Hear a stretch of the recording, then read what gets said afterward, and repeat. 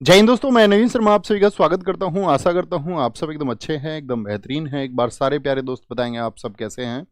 उम्मीद करेंगे बहुत अच्छे होंगे, बहुत शानदार होंगे, बहुत ज़बरदस्त होंगे। और एक बार कमेंट सेक्शन में अपनी मुस्कुराहट भी भेजो तो फिर और भी अच्छा लगेगा और इस बात का विश्वास होगा कि हाँ, आप एक उत्साह के साथ में आगे बढ़ रहे हैं। हम पढ़ रहे थे साथ ही भारत में व्यापारिक कंपनियों का आगमन, यानी कि भारत में जो विदेशी कंपनियां आई व्यापार के लिए, तो उनका क्रम कल हमने आपको बताया था कि सबसे पहले पुर्तगाली उस रेस में कामयाब हुए। वास्को डिगामा के उत्साह ने उनको सफल बनाया। उसके बाद में साथ ही आज की कक्षा में हम पढ़ेंगे आपका डच किस तरह से भारत में आए, और डचों का फिर अंग्रेजों से जो मुकाबला हुआ, इनके प्रतिद्वंदी बन गए और अंग्रेजों की वजह से इनको भागना पड़ा। वेदरा की युद्ध या चिंसोरा की लड़ाई जिसको हम कहते हैं 1759।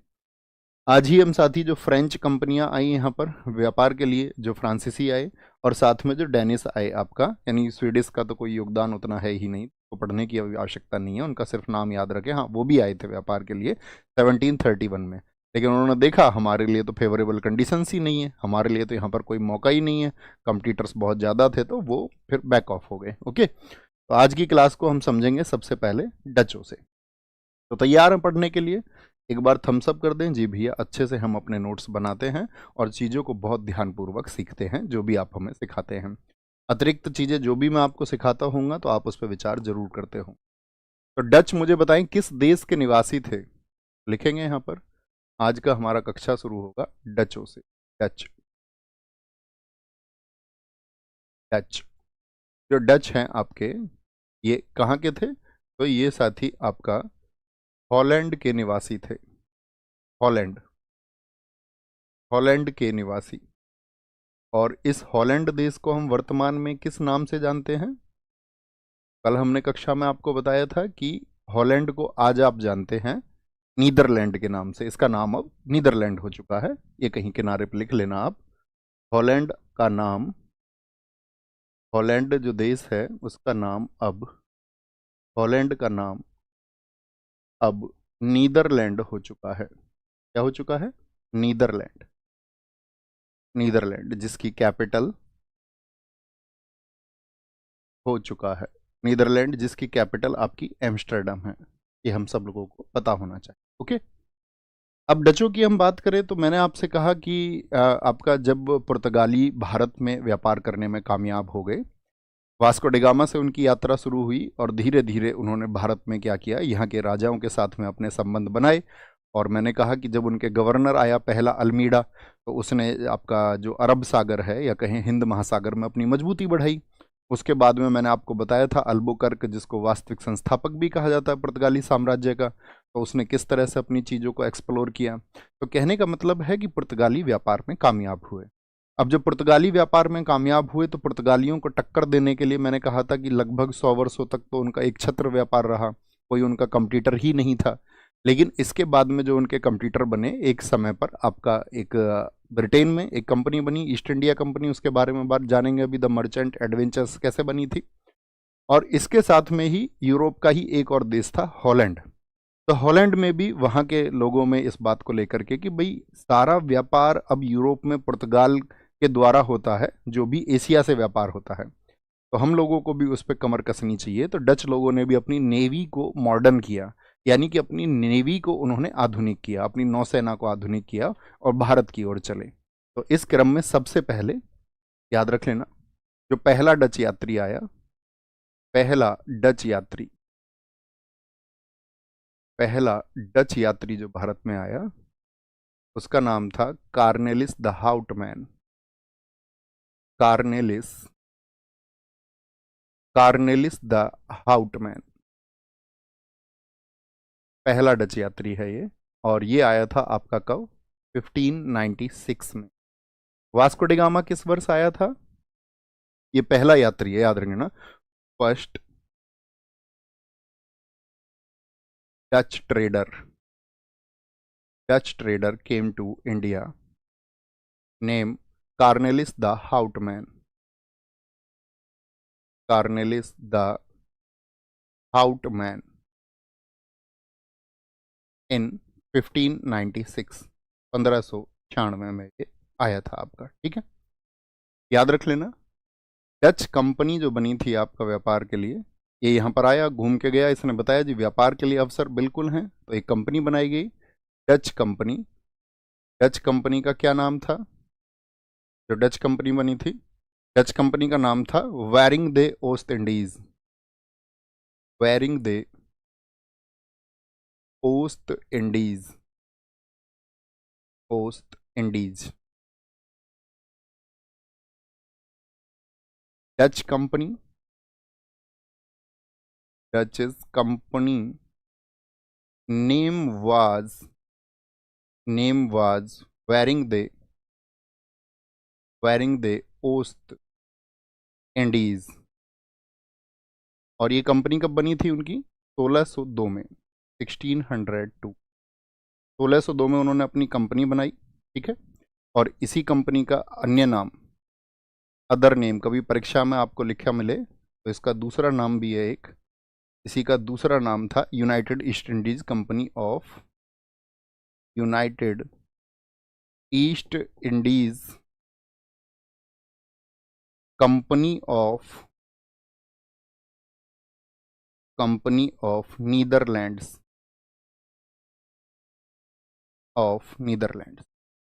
तो ये कंपनी बनी और इन्होंने कहा कि भाई हम भी भारत में व्यापार करेंगे, एशिया के साथ में व्यापार करेंगे और आगे बढ़े। और पहली फैक्ट्री जो अपनी बनाई, पहली फैक्ट्री अपनी स्थापित की इन लोगों ने 1605 में मसूलीपट्टनम में। मैं आपसे जानना चाहूंगा मसूलीपट्टनम भारत के किस राज्य में स्थित है? मसूलीपट्टनम जो कि कहाँ पर है? आंध्र प्रदेश में है। ये इनकी पहली फैक्ट्री थी, ठीक है। अच्छा, किस वर्ष में बनी? 1605 में बनी। दूसरी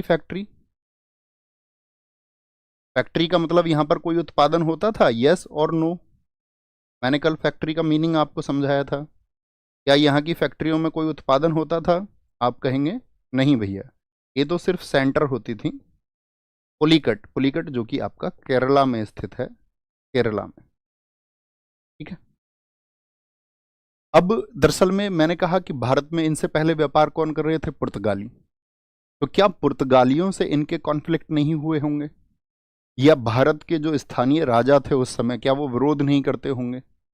जैसे कि मैं आपसे जानना चाहूंगा 1605 में आपका भारत में जो आपका सेंट्रल पावर था, कौन सा राजा था? तो आप सबको पता होना चाहिए कि 1605 वह वर्ष है जब अकबर की डेथ हो चुकी थी और एक नया रूलर आया था, जहांगीर। तो केंद्रीय शासन के रूप में जहांगीर था। और आपका अगर बात करें उसी समय पर, मैंने आपको बताया था कि अगर 1605 में हम बात करें तो जो मराठा शासन है दक्षिण में, क्या उसका एग्जिस्टेंस था? आप कहेंगे नहीं। तो एक सेंट्रल पावर हुआ करता था अकबर, मैंने कहा दक्षिण तक उसका साम्राज्य था। तो ये लोग मतलब ऐसे कार्यवाही नहीं करते थे कि भाई सेंट्रल पावर इनके खिलाफ हो जाए या केंद्रीय शासन इनके खिलाफ हो। ये परमिशन लेते थे व्यापार की। और जो स्थानीय सूबेदार होते थे, जैसे मैं आपसे पूछूं अकबर के समय पर कितने सूबे थे? अकबर के समय सूबों की संख्या कितनी थी या प्रोविंसेस कितने थे? ये मैंने आपको बताया था। जैसे आज भारत में वर्तमान समय पर 28 राज्य हैं, तो ऐसे ही अकबर के समय पर भी सूबे बटे हुए थे। तो आप कहेंगे अकबर के समय के जो सूबे थे, यानी कि अकबर के समय पर जिम्मेदारियां सूबेदार के पास में थी। और जो सूबेदार के पास में जिम्मेदारियां थी, बहुत बढ़िया, 12 + 3 टोटल 15 सूबे अकबर के समय पर थे। संदीप कुमार जी एकदम सही आंसर आपका आया, प्रिया शर्मा एकदम सही आंसर है। तो 15 सूबे हुआ करते थे। तो ये लोग क्या करते थे, वहां के सूबेदार से कनेक्ट करते थे कि भाई साहब हमको एक थोड़ा सा बिजनेस करना है। तो वो कहते थे ठीक है, पुर्तगाली पहले से कर रहे हैं, तुम भी कर लो थोड़ा सा व्यापार। और क्योंकि उनको तो फायदा ही होता था उस व्यापार से, क्या होता था, उन सूबेदारों को टैक्स जाता था और वो टैक्स जाता था आपका आगरा और दिल्ली। तो इस तरह से इनको परमिशन प्राप्त होती थी, क्योंकि ये कोई लड़ने के उद्देश्य से नहीं आते थे। या बात करें कि उस समय पर इनका उद्देश्य ऐसे भी स्पष्ट नहीं होता था कि धार्मिक है, क्योंकि इनका उद्देश्य उस समय पर होता था सिर्फ व्यापारिक, कि भाई साहब हमें तो व्यापार के लिए परमिशन दे दो और थोड़ा सा व्यापार हमारा भी हो जाएगा। क्योंकि पुर्तगाली पहले से कर रहे थे तो इन लोगों को भी परमिशन मिलती थी, ठीक है। तो जब इन्होंने यहाँ पर फैक्ट्री बनाई तो अब दिक्कत किसको होगी? पर राजा को तो पुर्तगालियों से जो टैक्स मिल रहा है वो टैक्स इनसे भी ले लेगा, उसे तो कोई दिक्कत नहीं है। लेकिन जिसका व्यापार स्टैब्लिश है, यानी कि व्यापार किसका स्टैब्लिश है इस समय? पुर्तगालियों का। तो पुर्तगालियों को दिक्कत होती होगी, हाँ या ना? तो इनके ओपोनेंट कौन बन गए, इनके प्रतिद्वंदी कौन बनेंगे? तो आप कहेंगे भैया पुर्तगाली बनेंगे, नो डाउट। तो पुर्तगाली और आपका डचों के बीच में संघर्ष शुरू हुआ। और ये संघर्ष शुरू हुआ इंडोनेशिया में। इंडोनेशिया कल मैंने आपको समझाया था, थम्स अप करके बताएं, सारे लोग जानते हैं इंडोनेशिया मैप पर कहां पर है। तो अगर आप देखेंगे भारत के अगर आप साउथ ईस्ट की तरफ देखेंगे तो साउथ ईस्ट की तरफ आप पाएंगे कि इंडोनेशिया है नीचे की तरफ। तो इंडोनेशिया में, क्योंकि मैंने कहा था ये लोग समझ चुके थे कि भाई डच लोगों का ये मानना था कि भारत से ज्यादा अच्छे मसाले तो इंडोनेशिया, सुमात्रा, जावा यहां पर हैं। तो इंडोनेशिया में इनके कॉन्फ्लिक्ट सबसे पहले शुरू हुए और वो कॉन्फ्लिक्ट शुरू हुए थे 1605 में ही। इसीलिए ये लोग कहां पर सेंटर बना रहे हैं, देखो इन लोगों के सेंटर बनाने का अर्थ ही क्या था। इनका सेंटर बनाने का अर्थ था कि इधर आंध्र प्रदेश की तरफ सेंटर बनाएंगे और इधर जो इंडोनेशिया इधर की तरफ का जो व्यापार है उसको हम कंट्रोल करेंगे। ठीक है, तो 1605 में क्या हुआ, इंडोनेशिया में इनका वॉर हुआ, ये आपको याद रख लेना है। 1605 में इन 1605 क्या हो गया, इंडोनेशिया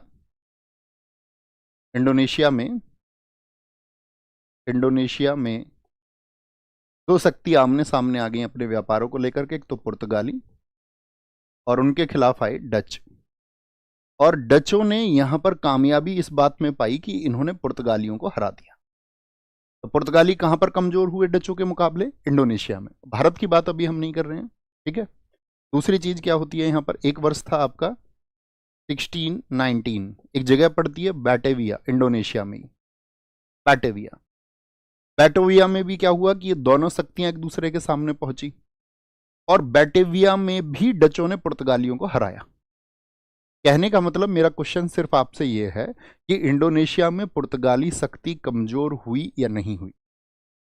इसी समय पर 1619 में डचों ने अपना सेंटर बनाया बैटेविया को। बैटेविया पड़ता है इंडोनेशिया की जो कैपिटल है जकार्ता, वहां पर ये खंडर थे, मतलब बड़े गड्ढे गड्ढे गड्ढे गड्ढे, कई खंडर जगह थी, उसको उन्होंने अपना सेंटर बना लिया। अब इतनी पावरफुल हो गए क्या ये कि 100 वर्ष से स्थापित पुर्तगालियों को बड़ी आसानी से हरा रहे हैं।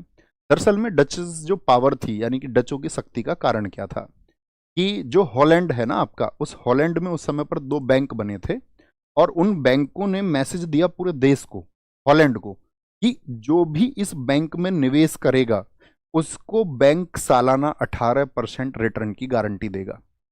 जैसे मैं आधुनिक समय में भी अगर बात करूं तो बैंक लगभग सालाना कितना इंटरेस्ट देते होंगे आपको, सेविंग अकाउंट जैसी चीज़ों पर। जैसे हम बात ना करें तो आपसे कहें कि भैया अगर फिक्स डिपॉजिट करा दिया किसी ने, एफडी करा दिया, तो भी बैंक की दर अलग अलग है, लंबे समय के लिए अलग हैं, 8, 9, 10% तक। लेकिन साधारणतः हम मान के चलेंगे कि लगभग 4 से 5% आपका ब्याज मिलता है। ठीक है, उसको कहीं 5.5 भी आप बोल सकते हैं, जनरली मतलब 5, 6, 7 जो भी आप माने, जितनी आपकी समझ है। तो आप यहां पर एक बात कहेंगे, अगर उस समय पर आज से 400 साल पहले कोई बैंक प्रॉमिस कर रहा है ये 18% तुमको हम गारंटी देते हैं, तो इससे तो लोग वहां पर इन्वेस्टमेंट बढ़ता उनका। और ऐसा नहीं था उन्होंने अपना जो प्रॉमिस है वो निभाया नहीं। 200 वर्षों तक हॉलैंड के बैंकों ने अपने जो शेयर होल्डर्स थे, जिन्होंने वहां पर इन्वेस्टमेंट किया था, उनको 18% रिटर्न दिया, चाहे दुनिया में कहीं भी बिजनेस करके, चाहे दुनिया में कहीं भी मुनाफा कमा के उन्होंने दिया हो। तो वो 2 जो बैंक थे वो डचों की शक्ति का कारण थे। 2 बैंक कौन कौन से थे अगर मैं बात करूं, पहले उनके बारे में जान लेते हैं। एक तो था एक्सचेंज बैंक 1609 में, हॉलैंड के 2 बैंक जो बने थे उस समय पर, हॉलैंड के 2 बैंक थे। एक तो बना था 1609 में, इसका नाम था एक्सचेंज बैंक।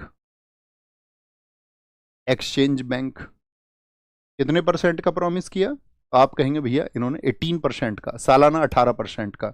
और एक जो इनका बना था 1614 में, ये नाम था इसका नाम था Credit Bank of Netherland. Credit bank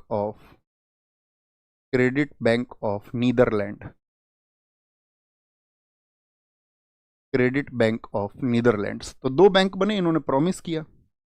तो कहने का मतलब है हॉलैंड के जो व्यापारी थे उनको शक्तियां मिली, किससे, इन्वेस्टमेंट से उनको काफी धन की सप्लाई होती थी। लेकिन अगर हम हॉलैंड देश की बात करें तो हॉलैंड देश उतना मजबूत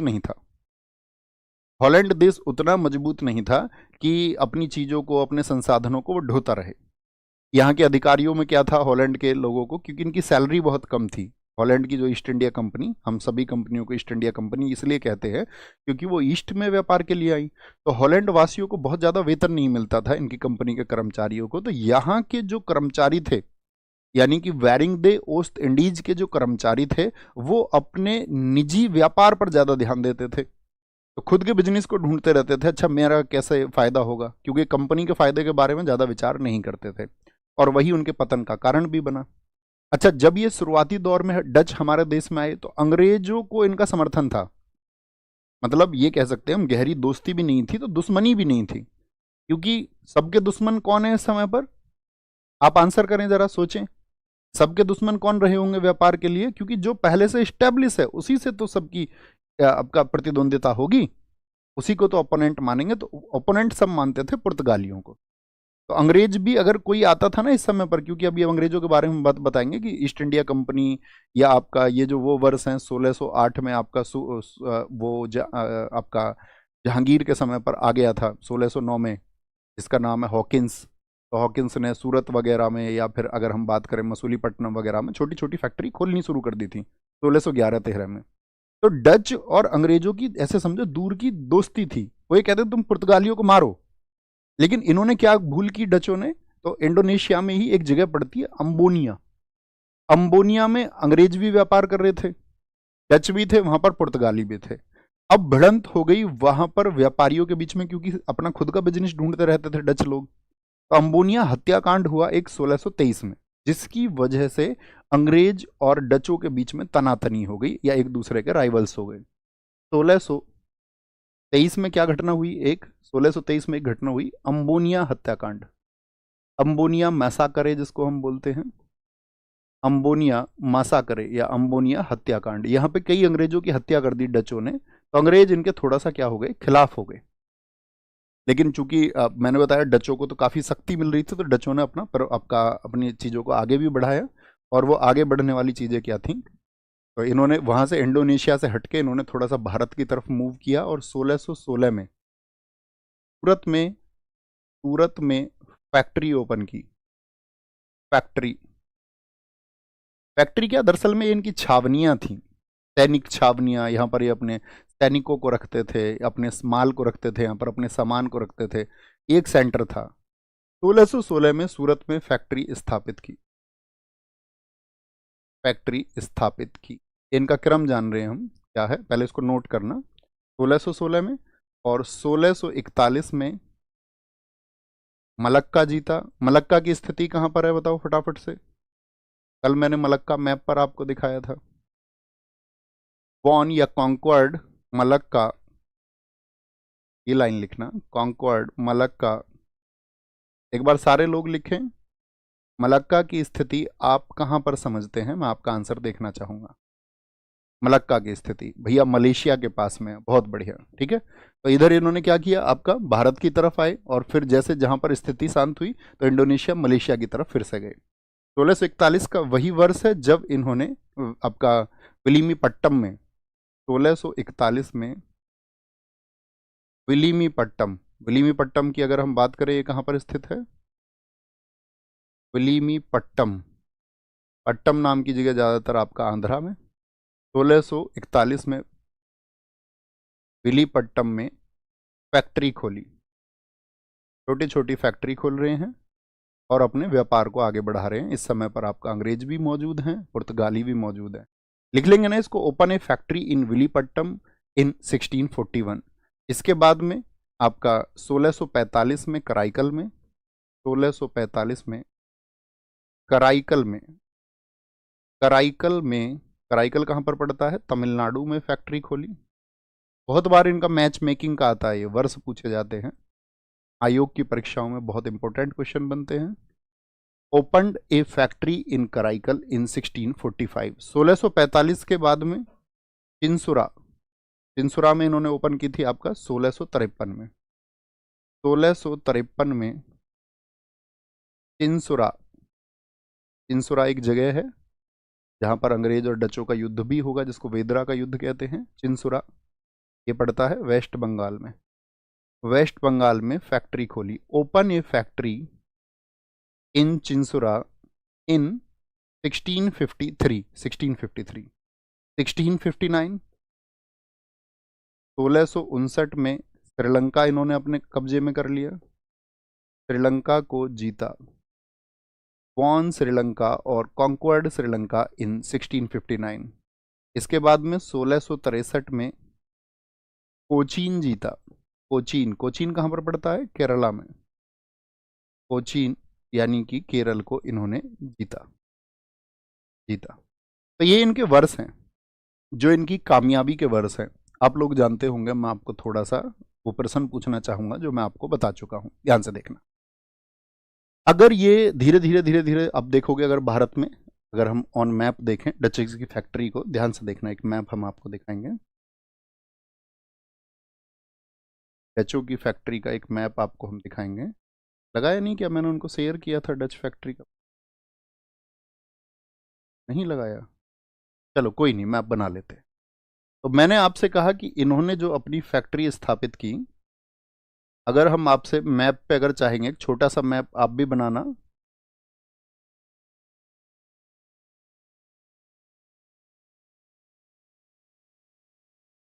आप एक छोटा सा मैप बनाना और उस पर एक बार नोट डाउन करो कि फैक्ट्रियाँ कहाँ कहाँ पर हैं, एक बार मार्क करेंगे।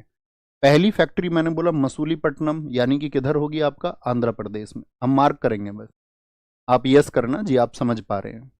एक मैंने बोला आपसे, इन्होंने 1610 में आपका पुलिकट में, केरल में, यानी कि इस तट पर, पश्चिमी तट पर स्थापित की। 1616 में ये कहाँ गए? आपका सूरत यानी कि गुजरात क्षेत्र में आए आपका, यहाँ पर इन्होंने फैक्ट्री स्थापित की। इसके बाद में मैंने आपसे कहा 1641 में कहाँ पर गए? वापस आंध्र प्रदेश, विलीपट्टम में एक फैक्ट्री स्थापित की इन्होंने। 1645 में ये लोग कहाँ पर आए? तमिलनाडु में एक फैक्ट्री इन्होंने स्थापित की। ठीक है, इनके नाम भी नोट करना, आप मैप बनाया करो हमेशा कागज पर। 1653 में ये कहाँ गए? आपका हुगली नदी के किनारे, हुगली नदी के किनारे, क्योंकि बंदरगाह पड़ता है वहाँ पर, कोलकाता बंदरगाह आज आप जानते होंगे, तो वहाँ हुगली में इन्होंने, चिंसुरा में। 1659 की अगर हम बात करें, आपका इधर श्रीलंका की तरफ गए, और 1663 में यहाँ पर केरला में। तो ये इनकी फैक्ट्री थी। क्लियर है इनकी फैक्ट्रियों की स्थिति? कोई दिक्कत तो नहीं? अच्छा, जब इन्होंने अपनी फैक्ट्रियां स्थापित की तो फिर ये मतलब बहुत कामयाब क्यों नहीं है? वो इनके बहुत कामयाब ना होने का कारण है, इन्होंने जो बंगाल में, ये जो वर्ष है इनका 1653, जब बंगाल में ये लोग व्यापार करते थे रेशमी वस्त्रों का। क्या था बंगाल में? यहाँ पर क्या उद्देश्य था? यहाँ पर इनका जो रेशमी वस्त्र होते थे, आपका रेशम के जो वस्त्र होते थे, ये इनके टारगेट पर थे यहाँ पर। और भी बहुत सारा व्यापार करते थे रेशमी वस्त्रों के अलावा। अगर हम बात करें, जैसे कि जो कासिम बाजार था वहाँ पर, वहाँ के बाजार को भी ये कंट्रोल करना चाहते थे। तो ये बात का मैसेज वहाँ के मुगल सूबेदार ने दिया आपका शाहजहां को, क्योंकि इस समय पर शाहजहां था। भाई आप सब जानते हैं ना, अगर 1627 से 1658 तक कौन शासक था? मुगल शासक, तो शाहजहां था। तो शाहजहां को जब ये मैसेज मिला तो शाहजहां ने इनके खिलाफ कार्रवाई की थी, यहाँ पर डचों के खिलाफ। तो डचों के खिलाफ जब ये कार्रवाई हुई तो यहाँ पर डच कमजोर हुए, और फिर बाद में इनके व्यापार को नुकसान पहुंचाया था मराठा साम्राज्य ने। जैसे मैंने आपको बताया था, बाजीराव ने पुर्तगालियों को किस वर्ष में हराया था, तो वहां पर भी पुर्तगाली कमजोर हुए। आपको याद होना चाहिए 1739, जो सालसेट द्वीप है महाराष्ट्र का, या बसीन है, वो पुर्तगालियों से छीन लिया था। किस व्यक्ति ने छीना था जरा बताएं 1739 में?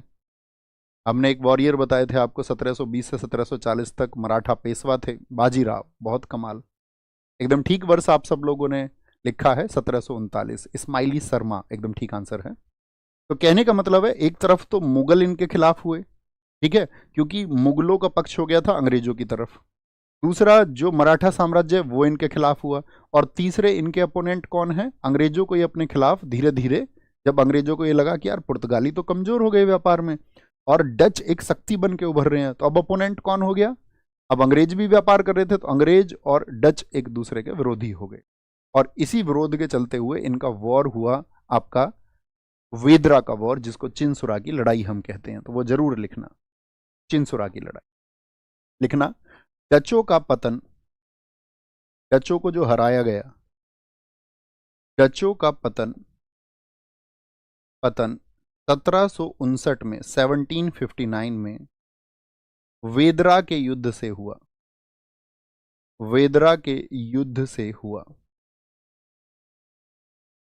क्योंकि वेदरा के युद्ध से हुआ। 1739 में भी बहुत कमजोर हुए थे, वो हम आपको पढ़ा चुके हैं। तो क्या बोलेंगे, Dutch fall from Vedraj war. किस जगह पे पड़ा हुआ था वेदरा का युद्ध, कौन बताएगा? वेदराज वॉर। और ये वेदरा का युद्ध हुआ था आपका, जिसको हम चिंसुरा की लड़ाई भी कहते हैं। चिंसुरा का युद्ध, चिंसुरा का युद्ध, चिंसुरा का युद्ध। और चिंसुरा का युद्ध ये हुआ था वेस्ट बंगाल में। कहाँ पर? वेस्ट बंगाल। ये हमको याद रखना। ओके, देखो चिंसुरा बहुत फेमस जगह थी पश्चिम बंगाल की। चिंसुरा में दरअसल में क्या था कि यहाँ पे सोरा का उत्पादन भी होता था, अगर आपने सुना हो। सोरा, सोरा, क्योंकि सोरा जो है वो गन पाउडर बनाने के काम में आता है। अब गन पाउडर का इस्तेमाल होता था यूरोप में जो लड़ाइयाँ चल रही थी उसमें, तो इस सोरा के लिए भी बड़ा संघर्ष रहता था, तो बंगाल में जाना चाहते थे सब लोग। दूसरा कारण था कि बंगाल बहुत समृद्ध प्रदेश भी था भाई। उस समय के बंगाल की अगर हम बात करें, आज का जो बिहार है, आज का जो उड़ीसा है, ये सब किस क्षेत्र में आते थे? बंगाल में। या आज का जो बांग्लादेश पूरा देश है, तो ये बड़ा मतलब एक समृद्ध देश था। समृद्ध राज्य हम कहें तो ज़्यादा अच्छा है, समृद्ध प्रदेश कहें तो ज़्यादा अच्छा है। तो वो क्या था आपका, बहुत प्रॉस्पेरस था, क्योंकि वहाँ पे फसलें बहुत अच्छी होती थी, व्यापार के लिए सही स्थितियाँ थी। आपका जो रूट थे आपका, यानी कि जैसे कि हमने जानते ही हैं, आपका शेरशाह सूरी ने आपका कलकत्ता तक एक रूट बनवाया था, जीटी रोड, जो किधर से जोड़ता था आपका पाकिस्तान से, यानी कि आपका जो आपका स्थल मार्ग था। स्थल मार्ग का मतलब क्या हो गया, आपका जो लैंड रूट था वो भी आसानी से कलकत्ता तक पहुंचता था। तो वेस्ट बंगाल के लिए बहुत सारे ऑप्शन थे। उधर कलकत्ता बंदरगाह था, तो जल के द्वारा भी आप वहां पर पहुंच सकते थे। ठीक है, तो ये सब कारण थे, इसीलिए वेस्ट बंगाल के लिए बहुत होड़ होती थी। और वही संघर्ष आपका आपने देखा पुर्तगालियों के मध्य भी हुआ। अब पुर्तगाली बाजार में थोड़े से क्या हो गए, सिकुड़ गए। थोड़ी सी शक्ति किसकी बढ़ी, डचों की। डच किससे टकराए, अंग्रेजों से। कामयाब कौन हुआ इस युद्ध में? तो इस युद्ध में याद रख लेना कौन जीता इस युद्ध को, इसको अंग्रेज जीते। तो लिखे अपनी कॉपी में, वेदरा के युद्ध में छोटा सा एक पॉइंट लिख ले, विजय हुई आपका अंग्रेजों की। अब ये जो अंग्रेज कैसे कैसे आए फिर, अब इन अंग्रेजों के बारे में भी जानना जरूरी है। दरअसल में अंग्रेज तो भारत में बहुत प्राचीन समय से आते रहे। जैसे अकबर के समय पर मैंने बताया था, एक अंग्रेज आया था सबसे पहले, क्या नाम है उसका, कोई बता पाए तो? अगर तो 1579 में, 1579 में एक ईसाई मिशनरी भारत में आया था, स्टीफन्स थॉमस। 1583 1583 में भी एक आया था मिशनरी, उसका नाम था रॉल्फ फिंच। तो ये अकबर के टाइम पर आए थे सारे लोग, और इन्होंने जाकर के भारत की समृद्धता के बारे में बताया वहाँ यूरोप में। यानी कि ब्रिटिश, जब ये ब्रिटेन गए तो इन्होंने ब्रिटेन जाकर के उनको बताया कि यार कितना समृद्ध है भारत। और मैं भारत की समृद्धता के बारे में आपको बता दूं कि भारत कितना अमीर था। आज दुनिया में जो प्रोडक्शन है, मैं पहले भी तुलना की थी आपसे जब मैं पॉलिटी पढ़ा रहा था, कि आज दुनिया में चाइना लगभग 28% प्रोडक्शन करता है पूरे वर्ल्ड का, 28%। भारत की उस समय की जीडीपी पूरी दुनिया का 25% थी, और यूरोप, पूरे यूरोप की जीडीपी से मिलाकर के बहुत ज्यादा थी। अगर ब्रिटेन की जीडीपी से आप तुलना करोगे ना, ब्रिटेन की जीडीपी उस समय पूरी दुनिया की जीडीपी, जीडीपी तो समझते हो ना, वेल्थ हो गई, मतलब एक देश की। जैसे कि मैं आपसे पूछूं आपके पास कितना पैसा है, तो ऐसे ही वेल्थ डिसाइड होती है पूरे देश की। तो पूरा देश कितना समृद्ध है, जीडीपी दर्शाती है। तो ब्रिटेन की जीडीपी थी पूरी दुनिया का 2%, और भारत की जीडीपी थी पूरी दुनिया का 25%। तो ताकतवर देश कौन था, ताकतवर देश कौन था? तो आप कहेंगे भैया नो डाउट भारत था। भारत को तो मतलब इतना लूटा गया है, जैसे कि बहुत सारे लोग पक्ष लेंगे, अंग्रेजों ने तो हम लोगों को व्यवस्था दी है, उन्होंने बहुत सारी व्यवस्थाएं दी, लेकिन उसका दूसरा जो पक्ष है, कितना पैसा उन्होंने लूटा। मैंने कहा ना आपसे एक दिन पॉलिटी पढ़ाते समय, अंग्रेजों ने भारत को इतना लूटा कि आजादी के बाद तक भी वर्षों तक पानी के जहाजों से सोना ले जाया जाता रहा भारत से ब्रिटेन, लंदन के लिए। जैसे कि आप एक लूट से ऐसे समझना, बहुत सारे लोगों ने, मतलब फिक्स तो पता नहीं चलता अंग्रेजों ने कितना भारत से लूटा है, लेकिन आंकड़े बहुत सारे लोगों ने दिए हैं। तो उन आंकड़ों के अनुसार ये माना जाता है कि भारत से अंग्रेजों ने जो लूट की है वो 80,000 खरब रुपए की है। 80,000 खरब रुपए की, मतलब आप सोचिए नादिर शाह जो एक ईरानी था 1739 में आया। नादिर शाह कितने रुपए लूट के लेके गया था उस समय? 70 करोड़ रुपए। उनकी तुलना आज आप करोगे तो आज से तुलना बैठेगी 12 लाख करोड़ रुपए आज कोई आकर के लूट के ले जाए देश से। तो नादिर शाह से तुम नफरत करोगे कि नहीं करोगे? वर्तमान समय में कोई देश में आए और देश की संपदा का 12 लाख करोड़ रुपए लेके चला जाए, इतना लेके गया था नादिर शाह, तो लोग नफरत करते हैं उससे। ये ईस्ट इंडिया कंपनी 80,000 खरब रुपए लेके गई है यहां से लूट के तौर पर, व्यवस्थाएं देने के नाम पर। तो इतनी लूट की, तो सोचिए कितना घृणा का काम रहा होगा। और हमारा देश जो सोने की चिड़िया वास्तव में था, जिसको सोने की चिड़िया हम कहते थे, पूरा विश्व ही कहता था हम क्या कहते थे, और वो हकीकत में सोने की चिड़िया थी, तो उसका दोहन किया गया। वो दोहन किस तरह से हुआ? अब वहां ब्रिटेन में भी व्यापारी लोग थे। 1588 एक बहुत इंपॉर्टेंट वर्ष है, इसको लिखना, कहीं किनारे पे समझा देते हैं। अगर मैं आपसे पूछूं कि पुर्तगाल की सीमाएं किस देश से सबसे ज्यादा लगती हैं? स्पेन और पुर्तगाल। तो जो स्पेन है, स्पेन भी चाहता था कि उसका व्यापार बढ़े। तो स्पेन में एक राजा था फिलिप सेकंड। फिलिप सेकंड ने अपनी नेवल जो पावर थी उसको इतना बढ़ाया था कि उसने 130 जंगी जहाज बनाए लड़ने के लिए, जो सिर्फ किसके काम को करेंगे? समुद्र में लड़ने का काम करेंगे। अब इसके जंगी जहाजों को, उन जंगी जहाजों को कहा जाता था इनविंसिबल अर्मीडा, यानी कि अजय अर्मीडा के नाम से वो सेना थी। इसको कोई हरा ही नहीं सकता दुनिया में। और 1588 वो वर्ष है जब अंग्रेजों ने अर्मीडा विजय प्राप्त की, यानी कि स्पेन की सेनाओं को हराया। स्पेन के उस जंगी जहाजी बेड़े को अंग्रेजों की सेनाओं के द्वारा हरा दिया गया। तो अंग्रेजों के अंदर एक उत्साह हुआ कि भाई अगर हम इनको हरा सकते हैं तो इनका जो व्यापार है उसको भी हम छीन सकते हैं। तो उन्होंने कई लोग भारत की यात्रा पर भेजे कि भाई भारत में यात्रा करके सिर्फ ये देख के आओ वहां व्यापार के लिए क्या स्थितियां हैं और क्या नहीं है। तो 3 बेड़े भारत में आए थे, याद रख लेना।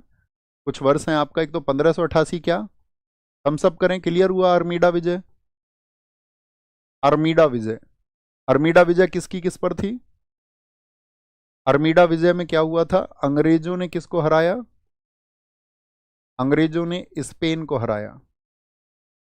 स्पेन को हराया। एक तो ये बात याद रखें, इससे इनका उत्साह बढ़ा। और इसी उत्साह में इन्होंने जो पहला बेड़ा भारत में भेजा, पहला डेलीगेशन आया इनका व्यापारिक स्थितियों को देखने के लिए, फर्स्ट डेलीगेशन, पहला जो दल इन्होंने भेजा, पहला दल इनका आया 1591 में, जिसको 1591 से 93 की यात्रा भी कहा जाता है। और ये यात्रा करने वाला व्यक्ति था जेम्स लकास्टर। जेम्स लकास्टर भारत में व्यापारिक स्थितियों को देखने आया कि व्यापार के लिए ठीक है स्थितियां या नहीं है, क्या स्थितियां, कैसे फाइट करना पड़ेगा। सेकंड, दूसरा बेड़ा फिर आया, दूसरा डेलीगेशन, वो आया 1596 में, 1596 में। और 1596 में उसका नेतृत्व किया बेंजामिन ने, बेंजामिन के नेतृत्व में, in the leadership of Benjamin, Benjamin के नेतृत्व में। तीसरा बेड़ा, फिर तीसरा भेजा इन्होंने, थर्ड डेलीगेशन आया इनका, तीसरा बेड़ा आया, वो आया 1597 में। और इसकी लीडरशिप की थी जॉन मिल्डेल ने, जॉन मिल्डेल। तो ये 3 बेड़े जब यहाँ पर आए तो थोड़ा थोड़ा सामान भी लेके जाते थे, जैसे थोड़ा सा सामान अपनी पहली यात्रा में वास्को डी गामा भी लेके गया। ठीक है सर, अंग्रेज इतने एडवांस कैसे थे उस टाइम? अंग्रेज एडवांस नहीं थे साथी, अंग्रेज एडवांस नहीं थे। आपको मैंने अभी बताया है कि अगर अंग्रेज बहुत ज्यादा एडवांस होते तो सबसे पहले अंग्रेज ही पहुंचते ना, सबसे पहले तो एडवांस पुर्तगाली हुए।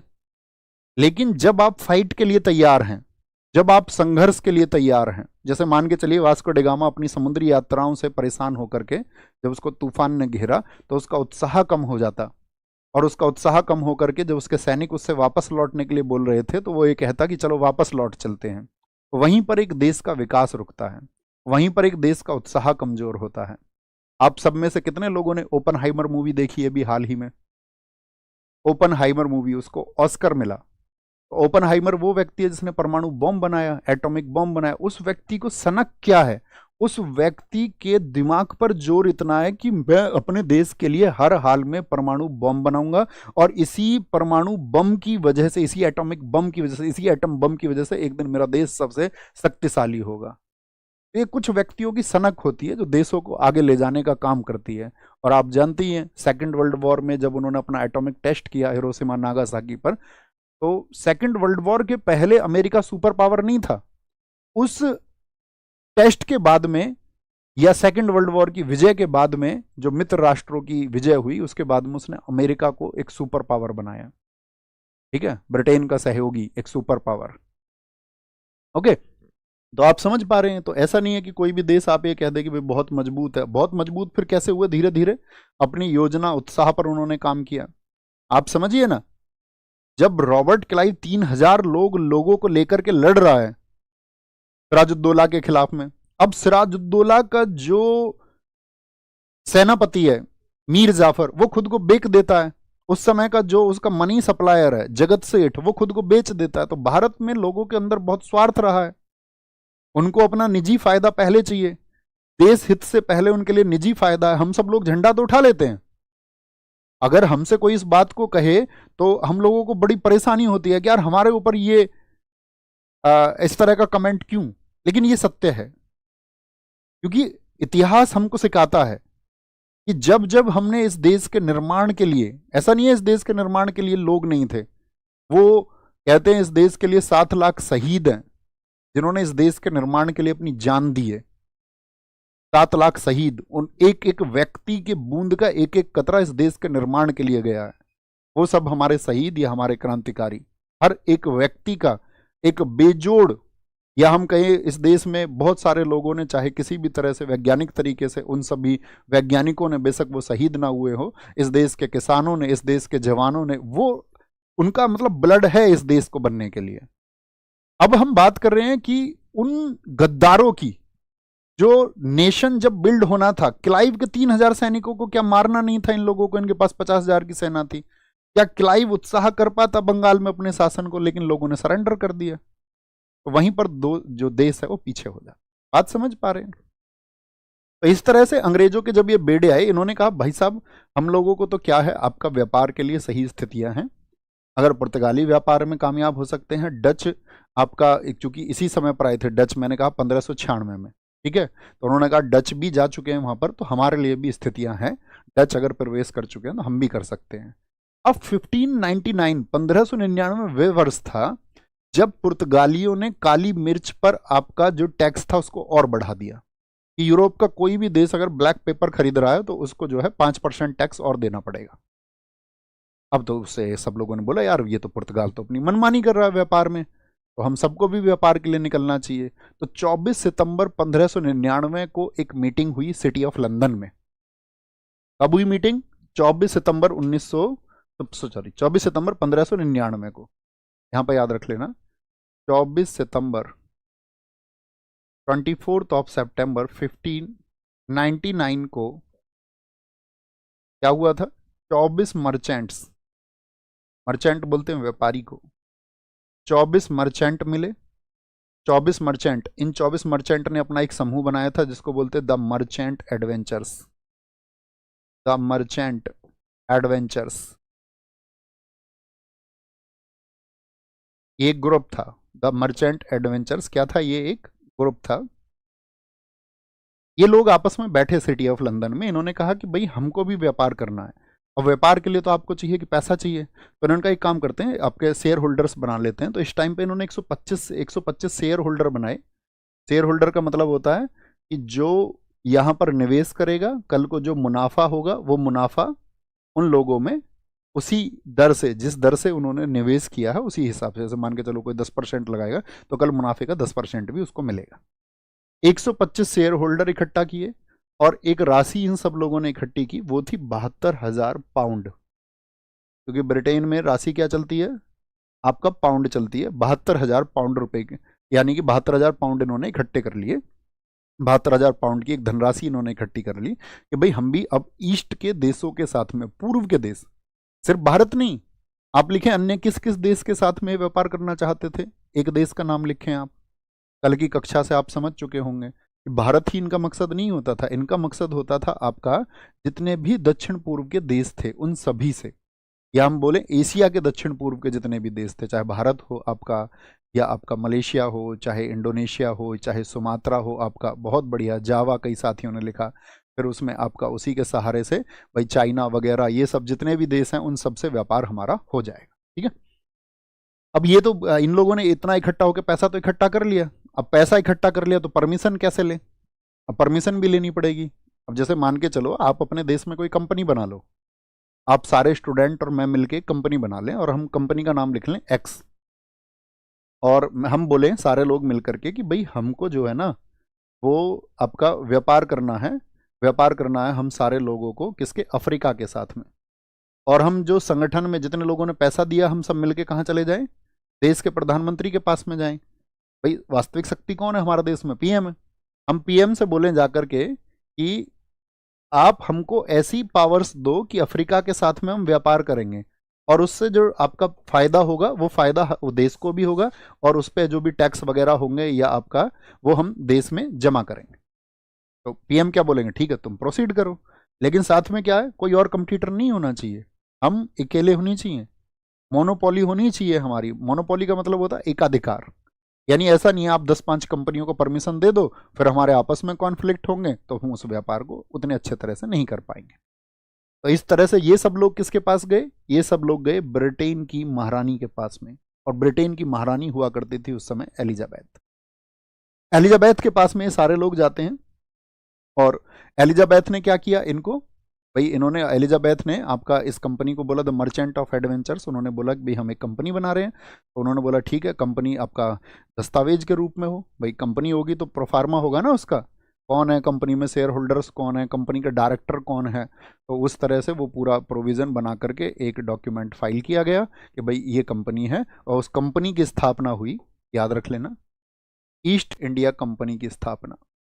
ईस्ट इंडिया, इसको भी हम ईस्ट इंडिया कंपनी ही बोलेंगे, दरअसल में इसका नाम इस समय तक ईस्ट इंडिया कंपनी नहीं था, गौर करिए मेरी बात पर, इस समय तक इसका नाम ईस्ट इंडिया कंपनी नहीं था। ईस्ट इंडिया कंपनी नाम तो बहुत बाद में पड़ा, 1708 में, जब दो नई कंपनियों को और साथ में जो कंपनी 1600 में बनी, इन तीनों को मर्ज करके एक कंपनी बनाया गया, ठीक है। अभी ईस्ट इंडिया कंपनी जर्नली बोलेंगे। ईस्ट इंडिया कंपनी की स्थापना, ईस्ट इंडिया कंपनी की स्थापना 31 दिसंबर, साल का अंतिम दिन था, 1600 एडी में हुई। और भारत में राजा कौन था इस समय पर बताओ, भारत में राजा आप सबको पता ही होना चाहिए, भैया अकबर था। Establishment of East India Company in 1600 AD, कौन थी, ब्रिटेन की महारानी एलिजाबेथ, यहां पर लिखना इस बात को। एलिजाबेथ के पास में ये गई, कंपनी बन गई। तो एलिजाबेथ ने क्या किया, भैया एक बार थम्स अप करके बताना, ये ब्लू कलर दिख जाता है ना आपको, एलिजाबेथ थी इस समय पर। एलिजाबेथ ने 15 वर्षों का 15 वर्षों का एकाधिकार प्रदान किया, यानी 1600 से लेकर के 1615 तक आप अकेले रहेंगे इस मार्केट में, ब्रिटेन की तरफ से प्रदान किया, ठीक है। क्या बोलेंगे, Elizabeth granted a monopoly for 15 years. और किसके साथ में एकाधिकार प्रदान किया, किसके लिए, पूर्वी देशों के लिए, पूर्वी देशों के लिए, ऐसा नहीं पश्चिमी देशों के लिए, सिर्फ पूर्वी देशों के लिए, यानी कि जो ईस्ट में पड़ते हैं, क्योंकि यूरोप के ईस्ट में भारत है। तो इस तरह से इनको परमिशन मिल जाती है। और कंपनी का जो नाम था इस समय पर लिखना, कंपनी का नाम था, साफ दिखता है ना ये कलर इस पे साफ दिखता है ना, एक बार बोलो भैया। 1833, हाँ 1833 भी लिखते हैं उसको, उसको भी बताएंगे 1833 में क्या हुआ था। 1874 में ये कंपनी खत्म हो गई थी, 1874 में। वर्तमान में तो इसको एक इंडियन है, संजीव मेहता, पॉलिटी की क्लासेस में मैंने आपको बताया था, संजीव मेहता ने उसको खरीद लिया है। है ना। अब उसके ऊपर बहुत सारी चीजें बनी कि एक भारतीय ने बदला लिया है, इन्होंने हमको लूटा, इतने सालों तक राज किया, साफ दिखता है। ओके, तो कंपनी का जो नाम था, जब ये कंपनी बनी थी तो ईस्ट इंडिया कंपनी नहीं थी, इसका नाम था the governor and merchants of the governor and merchants of London trading into the East Indies, into the East Indies, इस कंपनी का नाम था। क्या बोलेंगे? The governor and merchants of London trading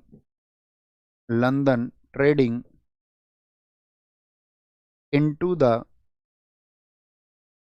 the east Indies. किस देश की company थी जरा बताएं।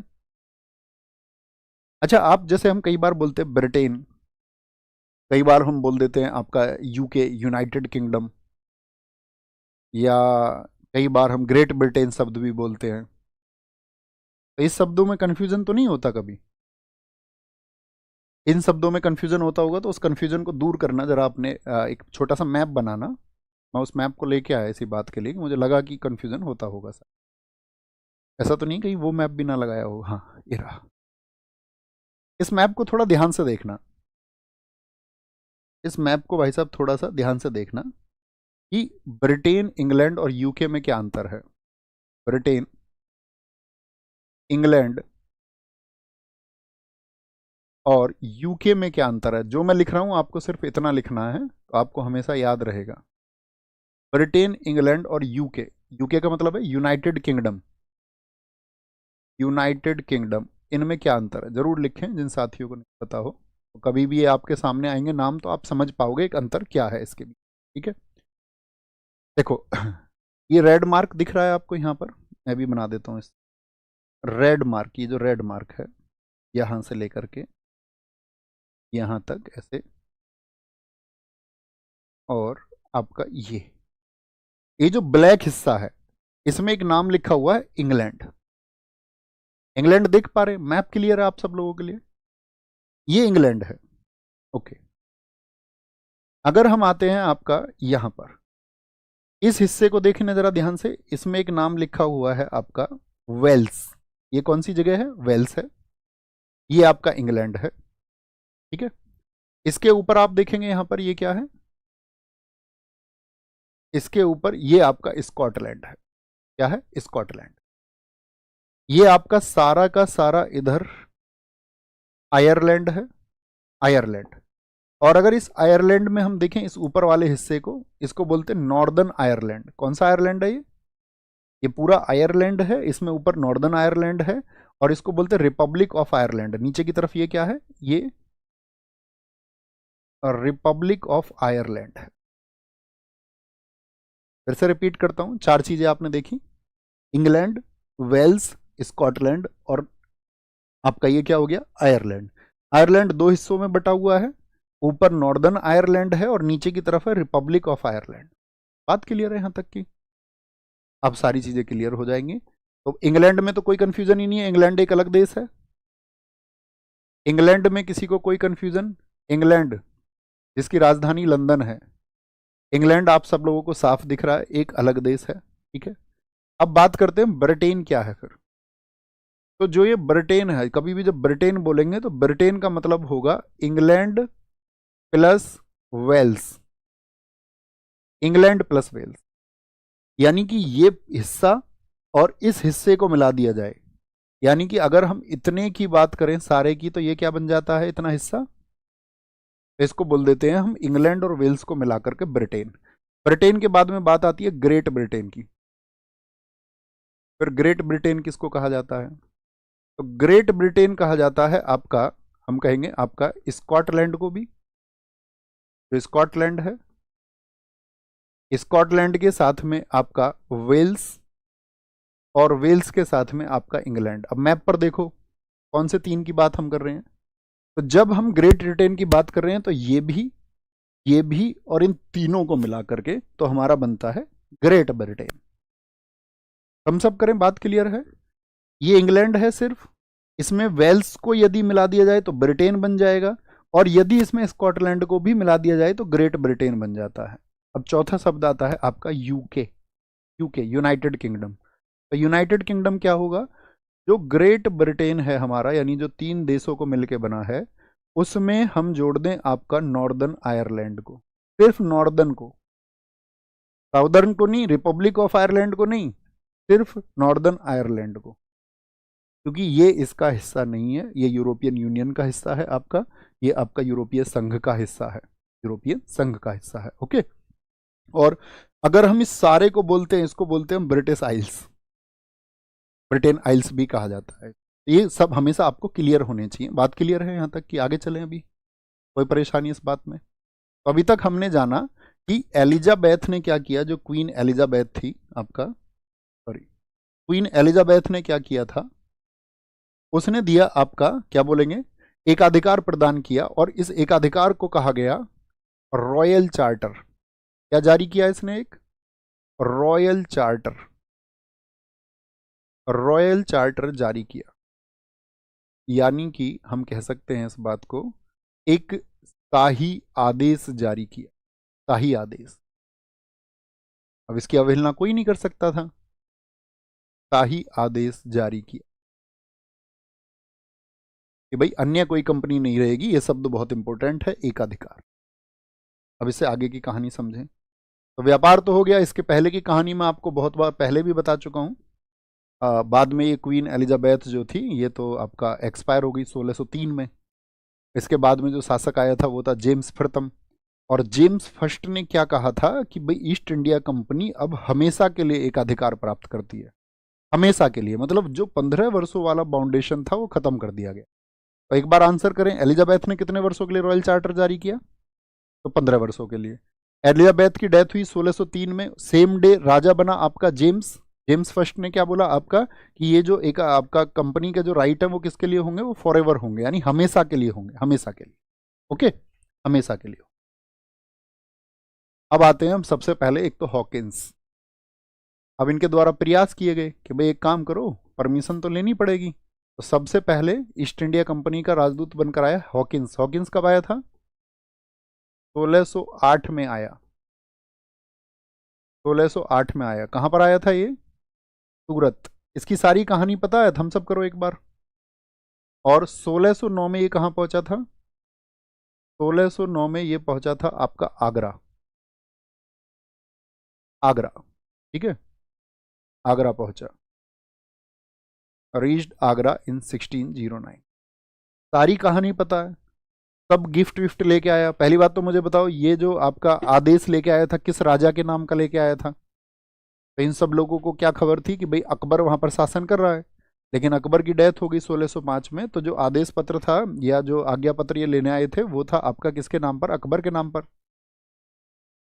तो अकबर तो था नहीं, फिर जहांगीर के लिए इन्होंने आपका इंतजाम किया, उसके लिए गिफ्ट वगैरह सब कुछ लेकर के पहुंचा। मैंने बताया था बीच में पुर्तगालियों ने इसको लूट लिया, पुर्तगालियों को भी इसने बहुत सारा धन दिया, उनको मनाया कि भाई साहब मिलने दो प्लीज। सारी कहानी क्लियर है। तो मुझे आप एक बात बताएं, मुझे पूछना आपसे ये है कि क्या जहांगीर व्यापार के लिए परमिशन पाने में कामयाब हुआ था? उसने कहा था कि भाई जहांगीर से, मैंने कहा जहांगीर उससे दूसरी बातें करता था। जहांगीर ने उसको एक आर्मीनियाई वाइफ दे दी थी, 400 का मनसब बना दिया था। और क्योंकि ये इम्प्रेस करने पहुंचा था उसको, जहांगीर को, तो कैसा भेष बना के गया था, क्योंकि ये जानता था इसने सारी भाषाएं सीखी थी, फारसी सीखी थी, तुर्की सीखी थी इसने, अंग्रेजी सीख ली थी इसने। जब भी तो कहा था मैंने तुमसे, कहा ना, अकबर ने कहा अच्छा बेटा पर्सियन आदमी अंग्रेजी बोल रहा है आज तो, फारसी आदमी अंग्रेजी बोल रहा है, तो इसको क्या टाइटल क्या दिया था उसने? ये सब हम जहांगीर में पढ़ चुके हैं। क्या टाइटल दिया था?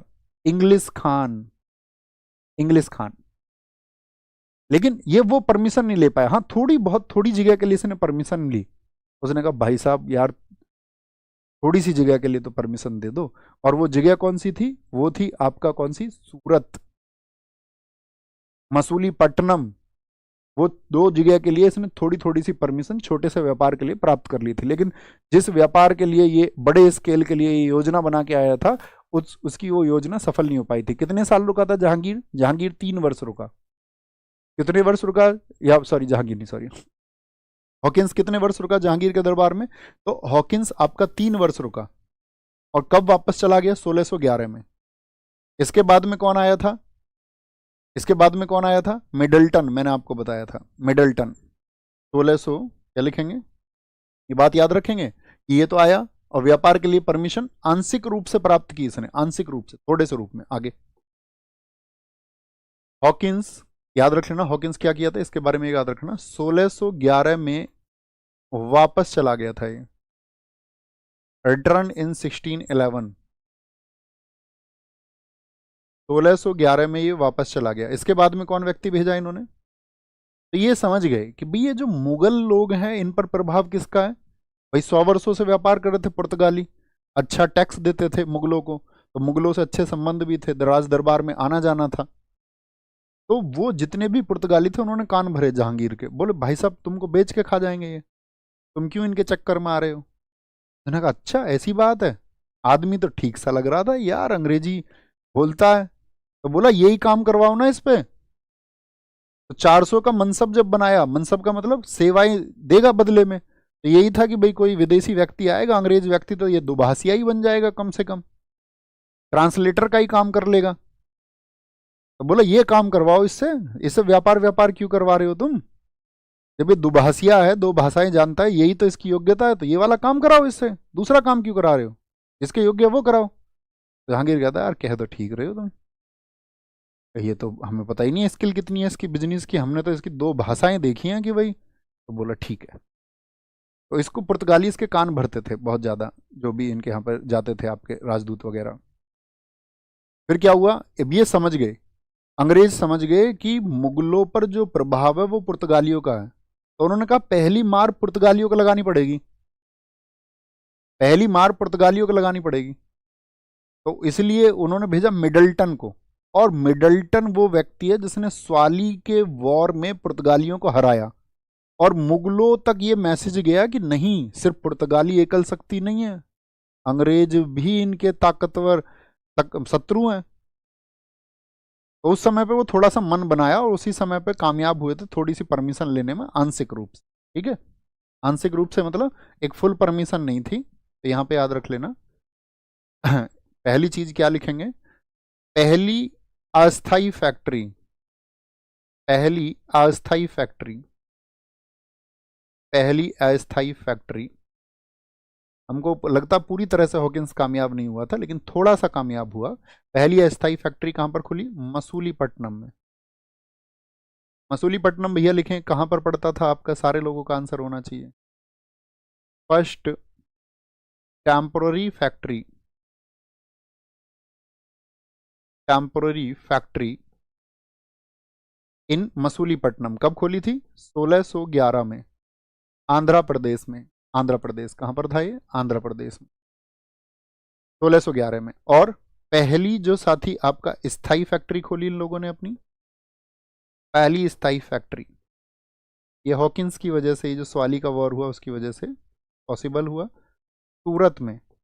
और सूरत में जो फैक्ट्री खोली वो 1613 में, 1613 में। ठीक है, फर्स्ट परमानेंट फैक्ट्री,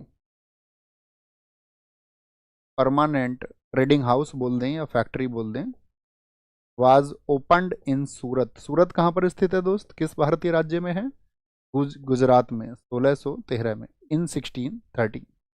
अब देखो, मैंने आपसे कहा भी क्वेश्चन बनेगा आपको जो बहुत एग्जाम में कंफ्यूज कर सकता है। अगर मैं ये अस्थाई और स्थाई शब्द का इस्तेमाल ना करूं और मैं आपसे पूछ लूं भारत में अंग्रेजों की पहली फैक्ट्री कौन सी थी, ध्यान दो मेरी बात पर, मैं स्थाई और अस्थाई शब्द का इस्तेमाल नहीं कर रहा हूं साथी, मैं पूछ रहा हूं भारत की पहली भारत में अंग्रेजों द्वारा स्थापित पहली फैक्ट्री, तब किसको कहेंगे? तो आप कहेंगे भैया वही है 1611 में। नहीं, आपका आंसर गलत हो जाए। आपको लिखना है सूरत। क्यों लिखना है सूरत? क्योंकि जो सबसे पहले परमिशन मिली थी जब ये दरबार में आया था हॉकिंस, तो 1608 में ही उसको परमिशन मिल गई थी आंशिक रूप से कि भैया सूती वस्त्रों पर थोड़ा सा बिजनेस करना है, दरबार में रखते हो। यार जहांगीर शराब के नशे में था जहांगीर एक दिन, इन्होंने खूब विलायती शराब पिलाई थी उसे, मैंने तुम्हें बताया था। अब नशे में था वो, जैसे ही व्यापार की बात करता था जहांगीर कुछ और बात करता था, कहता वहां पर घोड़े कैसे हैं यार, कितने अच्छे घोड़े वहां से मिल सकते हैं।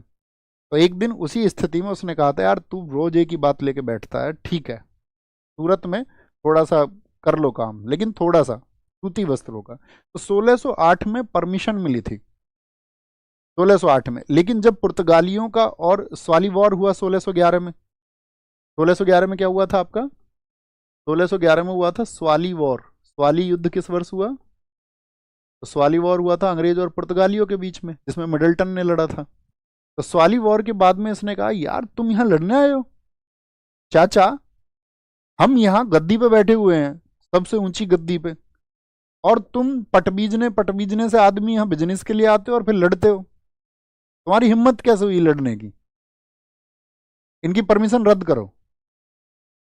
एक तो बिजनेस करने के लिए आगे बढ़ा रहे हैं, हेल्प कर रहे हैं, और यहाँ पे झगड़ा कर रहे हो।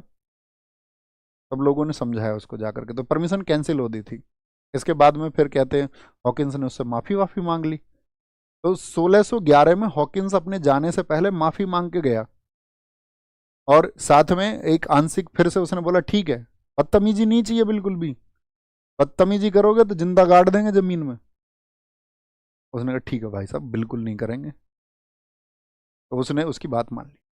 तो ये जो परमिशन थी 1608 में, कहाँ पे, सूरत में, सूरत में जो परमिशन मिली थी ये बीच में कैंसिल कर दी गई, और इसको फिर से बहाल किया गया, बहाल किया गया, क्योंकि भाई मुगल शासक उस समय शक्ति थे। 1611 में पुनः, तो ये पहली फैक्ट्री कौन सी लिखोगे हमेशा, भाई ये बन गई ना, अगर नहीं बनती तो लिख देते हम। तो 1611 में पुनः स्वीकृति इसको मिली, 1611 में इसको पुनः स्वीकृति मिली, ठीक है। नहीं 1611 में कैंसिल हुई, 1612 लिखेंगे तो ठीक रहेगा। 1612 में पुनः स्वीकृति मिली। बात कर गया था इसके लिए कौन, आपका हॉकिंस ही 1611 में जाते टाइम, लेकिन फिर बाद में उन्होंने विचार किया, अन्य लोग आए, तो 1612 में फाइनली परमिशन मिली। तो जैसे ही परमिशन मिली तो इन्होंने फिर आपका सूरत में कब स्थापित कर ली, 1613 में।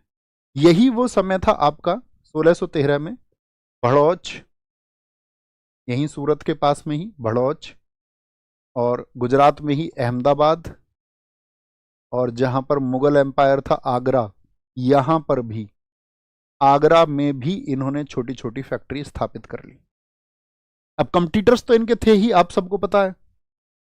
अब इन्होंने देखा कि यार एक काम करते हैं, मुगलों से थोड़ा बाहर वाले क्षेत्र में भी प्रयास करते हैं। तो ये गए गोलकुंडा के शासक के पास में, गोलकुंडा के शासक से इन्होंने जाकर के कहा कि भाई साहब हम एक छोटा सा बिजनेस करना चाहते हैं। उन्होंने कहा यहाँ पास में क्या करना चाहते हो, भाई साहब बिजनेस करना चाहते हैं।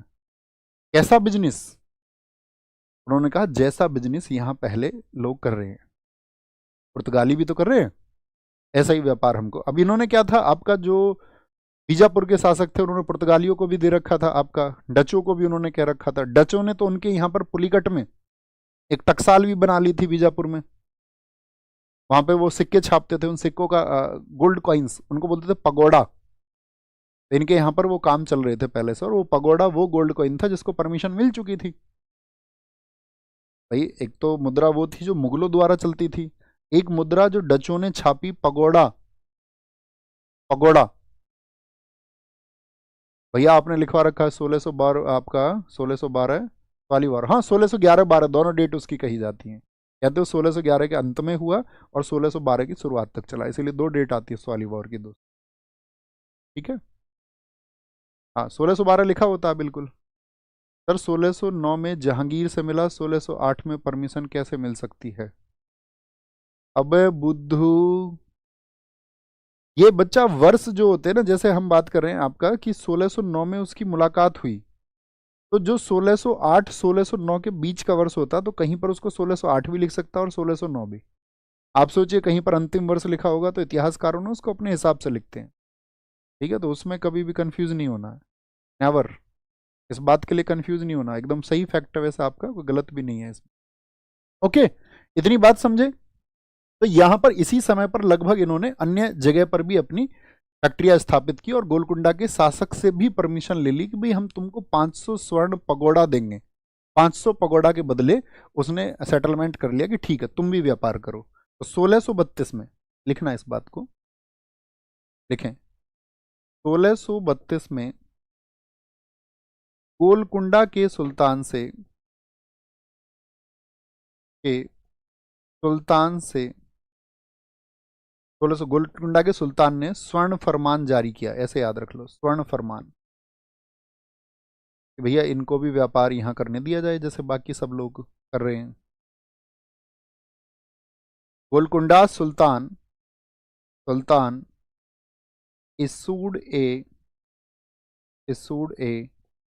गोल्ड फरमान, एक आदेश था उस समय इसका, इसूड ए गोल्ड फरमान, ठीक है, इन 1632। और इसके बदले में क्या में देंगे इनको? 500 स्वर्ण पगोड़ा देंगे। पगोड़ा उस समय की करेंसी थी। इसने कहा ठीक है भाई साहब कंटिन्यू करिए। इसके बाद में 1632 के बाद में लोग पहुंचे उड़ीसा। उड़ीसा लिखना, 1633 में हरिहरपुर, हरिहरपुर जिसको बालासोर कहते हैं, बालासोर। पहले इनकी जर्नी थोड़ी सी नोट कर लो कि आगे तो आपको समझने पड़ेंगे कारण भी, सब कुछ क्या था कैसे हुआ। 1633 में हरिहरपुर बालासोर, ये कहाँ पर पड़ता है? उड़ीसा में। उड़ीसा में फैक्ट्री स्थापित की, फैक्ट्री खोली, लिखे यहाँ पर, opened a factory in Balasore Orissa in 1633, ठीक है, 1633। इसके बाद में 1639 में मद्रास, मद्रास किसको बोलते हैं आज बताएं जरा? मद्रास को पट्टे पर, पट्टे, पट्टे का मतलब होता है लीज। जैसे आप कोई जमीन चाहते हो तो उसको आप ले सकते हो रेंट पर या नहीं, एक लीज होती है कि जैसे मान के चलो आज हमारे 99 ईयर्स के लिए आप किसी जगह को ले सकते हैं, लीज पर ले सकते हैं। तो अंग्रेजों ने इसको लीज पर प्राप्त किया, मद्रास को, मद्रास को पट्टे पर प्राप्त किया। मद्रास लीज्ड इन 1639, 1639 में। और यही मद्रास में फिर उन्होंने अपनी जगह बनाया, एक सेंटर बनाया। 1640 में, 1640 में सेंट जॉर्ज फोर्ट बनाया, बिल्ट सेंट जॉर्ज फोर्ट इन 1640। ये कहां पर बनाया? मद्रास में ही। कहां पर बनाया ये? मद्रास में, यानी कि चेन्नई भी आप लिख सकते हैं, आज इसको चेन्नई के नाम से आप जानते हैं। इसके बाद में आगे बढ़े, 1651 में बंगाल पर इनकी नज़र थी। 1651 में हुगली, हुगली के तट पर, हुगली के तट पर, कहाँ पर आपका चिंसुरा स्थल है आपका, बंगाल लिख लीजिए आप, तो एक ही बात है। बंगाल में फैक्ट्री स्थापित की, फैक्ट्री खोली, opened a factory in bank of, opened a factory in bank of Hooghly in Bengal in 1651, 1651 में। 1661 में ब्रिटिश राजकुमार, ब्रिटिश राजकुमार, एक प्रिंस था, ब्रिटिश राजकुमार चार्ल्स द्वितीय, चार्ल्स सेकंड की शादी पुर्तगाली राजकुमारी, आप कहें भैया ये तो दुश्मन थे, दुश्मन के बच्चों में प्रेम हो सकता है भाई। पुर्तगाली राजकुमारी, पुर्तगाली राजकुमारी, उसका नाम था कैथरीन। क्या नाम था उसका? कैथरीन ब्रिगेंजा, राजकुमारी कैथरीन। कैथरीन से हुई, एक बड़ा टर्निंग पॉइंट था। क्या बोलेंगे इसमें? स्मॉल में लिख लेना, Catherine, Catherine married to Charles second, Charles second in 1661, 1661 में। इस घटना से हुआ क्या? तो पुर्तगालियों के कंट्रोल में हुआ करता था बम्बई, तो बम्बई इन्होंने दहेज में दे दिया, जैसे इनके बाप का हो, कंट्रोल इनका हो गया। देख रहे हो, यहाँ बिजनेस करने के लिए आए और हमारे यहाँ की जगहों को दहेज में देने लग गए, पूरा बम्बई दहेज में दे दिया। तो इस घटना के बाद में क्या मिला था इसको? बम्बई दहेज में मिला। किसको मिलेगा जी? बम्बई दहेज में मिला।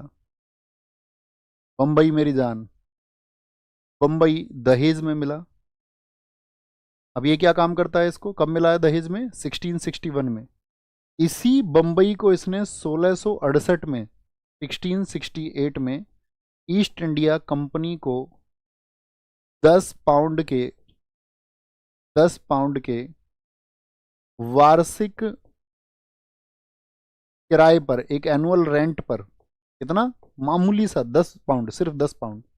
1 पाउंड आज समझ लो थोड़ा डॉलर से महंगा होता है, बस इन्हीं से तुलना कर लो, वार्षिक किराए पर दे दिया। तो अंग्रेजों को बंबई कब प्राप्त हुआ? अब देखो ध्यान से समझना सारी चीजों को, तो ना अपना कॉमन इनसाइट डेवलप रखो। मैंने कहा ये कलकत्ता पहुंचे, इधर नहीं, कलकत्ता बंदरगाह। यहां पर हमने आपको बताया मद्रास अर्थात चेन्नई की, अगर हम बात करें चेन्नई में पहुंच गए या नहीं। और तीसरा भारत का जो बंदरगाह है मुंबई, यहां पर ये पहुंच गए या नहीं। भारत में 4 महानगर कहे जाते हैं आज भी, दिल्ली, मुंबई, चेन्नई और कोलकाता। अब दिल्ली में तो कोई बंदरगाह है नहीं, तो बचे 3 प्रमुख बंदरगाह। मुंबई हो गया एक, तो मुंबई बंदरगाह, एक कोलकाता बंदरगाह हो गया इधर पश्चिम बंगाल में, और इधर हो गया आपका चेन्नई। तो इन तीनों पर कंट्रोल हो गया या नहीं हुआ? तीनों पर अंग्रेजों का कंट्रोल हुआ धीरे धीरे या नहीं? आप कहेंगे हाँ जी। तो इनका जो शक्ति है वो बढ़ता जा रहा है, तो ये बात याद रख लेनी है। 1661 के बाद में सबसे इंपॉर्टेंट बात हुई, 1668 में मिल गया इनको बम्बई, हाँ जी।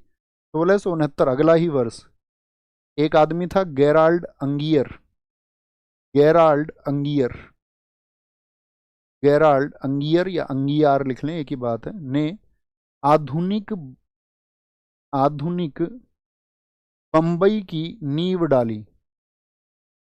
जो इसको ये मिला, टापू मिला, ये टापू था बम्बई, तो इसने इसको एक शहर घोषित किया और आसपास बस्तियां स्थापित करनी शुरू की। कौन वो व्यक्ति है जो मुंबई का संस्थापक माना जाएगा? Gerald Aungier. गेराल्ड अंगियर कब? 1669। Gerald Aungier, Gerald Aungier laid the foundation of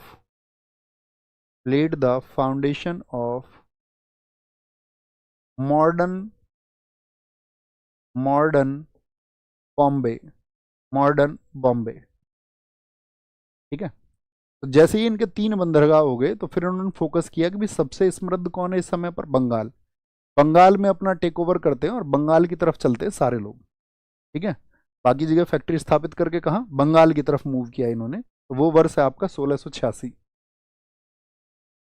1686 में मुगलों से झड़प हुई, मुगलों से झड़प हुई, क्योंकि अब ये धीरे धीरे इनको 3 बंदरगाह तो मिल चुके थे। कॉन्फ्लिक्ट्स विद मुगल्स,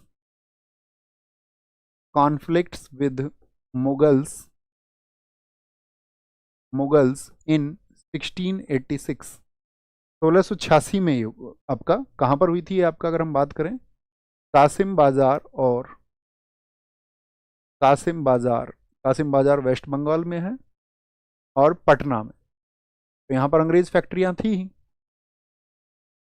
शासक कौन है इस समय पे बताइए 1686 में? मुगल शासक कौन है 1686 में? 1686 में था औरंगजेब, और यहां पर अंग्रेजों का जो लीडर था उसका नाम है, वो बोलते जॉन चाइल्ड या जोसिया चाइल्ड भी उसको कहा जाता है। चाइल्ड, नाम तो चाइल्ड है, नाम तो बच्चा है, काम बड़ा करना चाह रहा था। अब तुम्हारे अंदर यदि योग्यता नहीं है और तुम काम बड़ा करना चाह रहे हो, तो गलत थॉट प्रोसेस है ना। पहले योग्यता विकसित करनी पड़ेगी ना। इस समय मुगलों की सेना बहुत ताकतवर थी, इन मूर्खों के पास थोड़ी सी सेना थी, लेकिन इसको घमंड हो गया। इसने कहा मारेंगे इन्हें, कोई दिक्कत नहीं है। तो वहां पर जो इनसे टैक्स वसूलते थे वो मुगल अधिकारी आए इनके पास में, उसने धमका दिया उसको, कह रहा भाग जा, जा अपने पापा से कह देना, जो तुम्हारा बाप है अपने बाप से कह देना, ऐसा बोल रहा है उससे। वो चला गया। अब उस समय पे जो बाप है उन सब का वो है औरंगजेब। औरंगजेब के बारे में आप सब जानते ही हो। उसने कहा कौन है जी? उसने कहा जी कोई वो है जोसिया चाइल्ड। इसने, ये जोसिया चाइल्ड इतना कलाकार है, जॉन चाइल्ड, इसने ब्रिटेन को चिट्ठी भी लिख दी और कह रहा जो भी तुम हमें मदद भेज सकते हो ना, तोप गोले वो भेज दो, इनको मारेंगे मुगलों को। ब्रिटेन से कुछ तोपे और गोले आए भी इसके लिए। बोले भाई लड़के में जोश है, नाम भी जोशिया चाइल्ड है, बच्चा है तो क्या हुआ, जोश तो है। सोच रहा होगा कुछ, शायद मुगल सल्तनत को उखाड़ फेंकेगा। उधर औरंगजेब को जब ये पता चला, बोला इन्हें घसीट के लेके आना वहां से। तो जो कलकत्ता का संस्थापक है ना, एक जॉब चारनाक, वो भी यहीं पे था, उसने कलकत्ता को बसाया है। तो उसकी आंखों के सामने से इसको घसीट के लेके गए बंगाल से, थप्पड़ मारते हुए। मुगल सेना ताकतवर थी इनके मुकाबले में, इसको थप्पड़ मारते हुए मुगल दरबार में ले गए। बड़ा चर्चित फोटो आता है, शायद मैंने आपको दिखाया भी था पॉलिटी में, ईस्ट इंडिया कंपनी, जब मैं आपको वो एक्ट पढ़ा रहा था। तो इससे बोला गया कि सामने लेट जा पहले तो दरबार पे, अब तू नाक रगड़ औरंगजेब के जूते से। तो औरंगजेब ने इससे नाक रगड़वाई। इसने बोला यार ये क्या बवाल हो गया, करना क्या चाह रहे थे, ये तो क्या हो गया, बिना प्लानिंग के बवंडर कर दिया, अरे सब बवंडर हो गया है। अब इसको बोला भाग जाओ यहाँ से। जितने बाकी के अंग्रेज थे मुगलों की कार्रवाई से, वो सब भाग गए फुल्टा द्वीप, कलकत्ता के पास में फुल्टा द्वीप पे जाकर के छुपे सब लोग। तो इसने जोश जोश में गड़बड़ कर दी। उसने कहा एक काम करो, तुम अपने बोरिया बिस्तरा लपेटो सारे अंग्रेज यहाँ से और बाहर निकलो। तो जॉब चारनाक वो समझदार व्यक्ति था उस समय जिसने अंग्रेजों की इस स्थिति को संभाला। जॉब चारनाक गया, औरंगजेब से उसने माफी मांगी। उसने कहा अंकल जी माफ कर दो, गलती होगी, आपके ही बच्चे हैं। हट दूर, अंकल जी प्लीज माफ कर दो, आपके बच्चे हैं, खाने के लाले पड़ जाएंगे, क्या खाएंगे जिंदगी में, कुछ है ही नहीं, अपना देश वतन छोड़ के यहाँ आ गए हैं। इस देश के असली मालिक तुम हो, इस समय तुमसे ही उम्मीद रख सकते, मालिक भूखे मर जाएंगे। मैंने कहा अच्छा तो फिर बदतमीजी क्यों करते हो? बोला नहीं करेंगे, बिल्कुल नहीं करेंगे। बोला बदतमीजी करके और ये बोलोगे बदतमीजी नहीं करेंगे, जुर्माना देना होगा। अंकल जी दे देंगे, जुर्माना होगा 1.5 लाख रुपए। अंकल जी दे देंगे। 1.5 लाख रुपए जुर्माना औरंगजेब ने वसूला और बोला चुपचाप कान दबा के बिजनेस करना, व्यापार के लिए आए हो, नेता मत बनो यहाँ, नेता बनने की जरूरत नहीं है बिल्कुल भी। तो वो मान गया। तो क्या बोलेंगे यहाँ पर, क्या बोलेंगे, जॉब चारनाक ने। जॉब चारनाक याद रख लेना।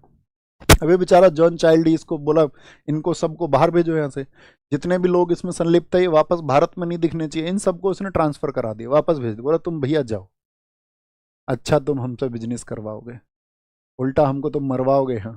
तो जॉन चाइल्ड इन सब लोगों को भेज दिया गया यहाँ पे। तो यहाँ पे याद रख लेना किसने, याद रख लेना जॉब चारनाक ने, तो चाइल्ड को ले जा करके वापस इसको भी लेके गया था। जॉब चारनाक ने सेटलमेंट कराया था, जॉब चारनाक ने माफी मांगी, ठीक है, मांगी जॉन चाइल्ड ने भी। इसका जिक्र इसलिए करना जरूरी है क्योंकि ये थोड़ा दूरदर्शी व्यक्ति था जॉब चारनाक। और जॉब चारनाक ही वो व्यक्ति है जिसने कलकत्ता की स्थापना की। कलकत्ता का संस्थापक कौन है? कलकत्ता का संस्थापक, फाउंडर ऑफ कलकत्ता, तो आज आप कोलकाता के नाम से जानते हैं वेस्ट बंगाल में, ठीक है, याद रख लेना। कब? 1690 में, 1690 में। और ये कलकत्ता कैसे बना था? उसने कहा था यार ऐसे काम नहीं होगा, आप किसी सरदार को मिला लो ना।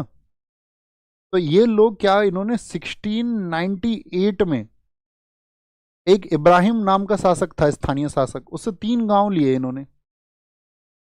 बोला इन 3 गांवों को इकट्ठा करके तब इसने कलकत्ता बनाया था, ठीक है। यहाँ पे लिखना अगली बात क्या है, 1686 हो गया। 1687 में हेडक्वार्टर, अपना जो हेडक्वार्टर था सूरत से, सूरत में हेडक्वार्टर हुआ करता था इनका, सूरत से बम्बई, बम्बई लाए अंग्रेजों ने अपना हेडक्वार्टर शिफ्ट किया। Shifted the headquarter in 1687 from Surat to Bombay. 1698 जो मैं वर्ष बता रहा था, 1698 में बंगाल का जो स्थानीय शासक था, बंगाल के नवाब इब्राहिम खान, समय पर बंगाल का नवाब था इब्राहिम खान, इब्राहिम खान से 3 गांव की जागीरदारी प्राप्त की। 3 गांव की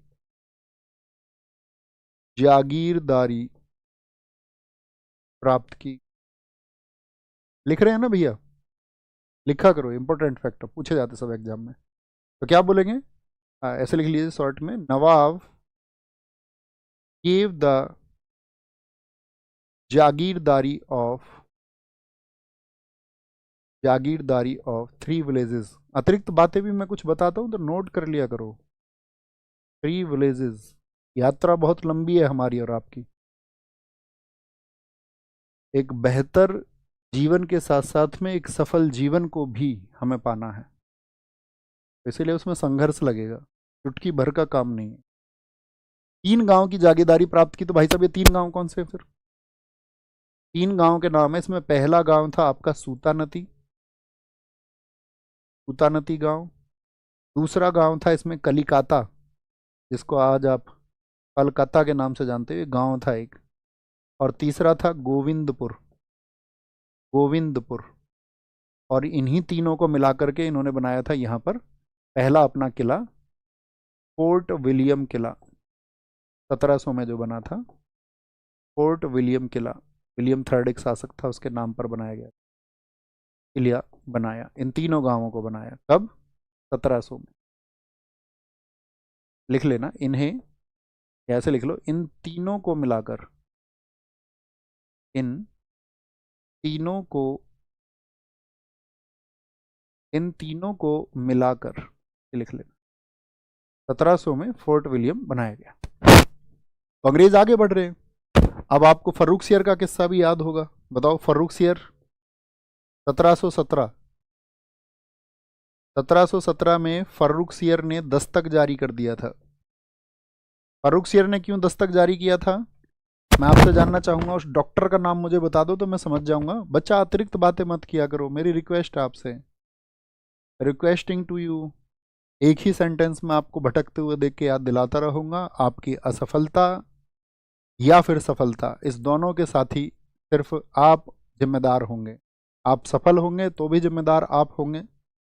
आपकी जो अन्य सहायक चीज़ें हैं, चाहे वो आपके गुरु हों, चाहे आपके फैमिली मेंबर्स हों, जिन्होंने आपको ये परिवेश दिया है पढ़ने के लिए, आप पढ़ पा रहे हैं, आप ही के समय पे, इसी समय पे कोई ना कोई व्यक्ति मजदूरी कर रहा होगा और बहुत कठिन मजदूरी कर रहा होगा। इसी समय पे कोई ना कोई व्यक्ति इस दुनिया में ऐसा भी होगा जो अभी अपनी एक रोटी के लिए संघर्ष कर रहा होगा। इसी समय पर एक व्यक्ति ऐसा भी होगा जो अपने एक वस्त्र के लिए संघर्ष कर रहा होगा। अगर हमारे हिस्से में वो चीज़ें आई हैं कि हम पढ़ पा रहे हैं, तो आप अपने आप को बहुत भाग्यशाली लोगों में से एक समझो, क्योंकि वो पढ़ाई भी सबके नसीब में नहीं आती है। पढ़ने का मौका तक भी नहीं मिल पाता है। आपने 12th किया हो, ग्रेजुएशन किया हो, तो आप अपने आप को भाग्यशाली समझिए, चाहे उसको किसी भी स्थिति में आपने किया। मैं ये नहीं कह रहा हूँ कि आपके पास में सुविधाएं बहुत है, चाहे आपने निम्न स्थितियों में उसको किया हो, लेकिन आपको विचार करना चाहिए कि आप डिजर्व करते हैं अपने आप को बहुत केंद्रित रखने के लिए। वो आपको रखना ही होगा।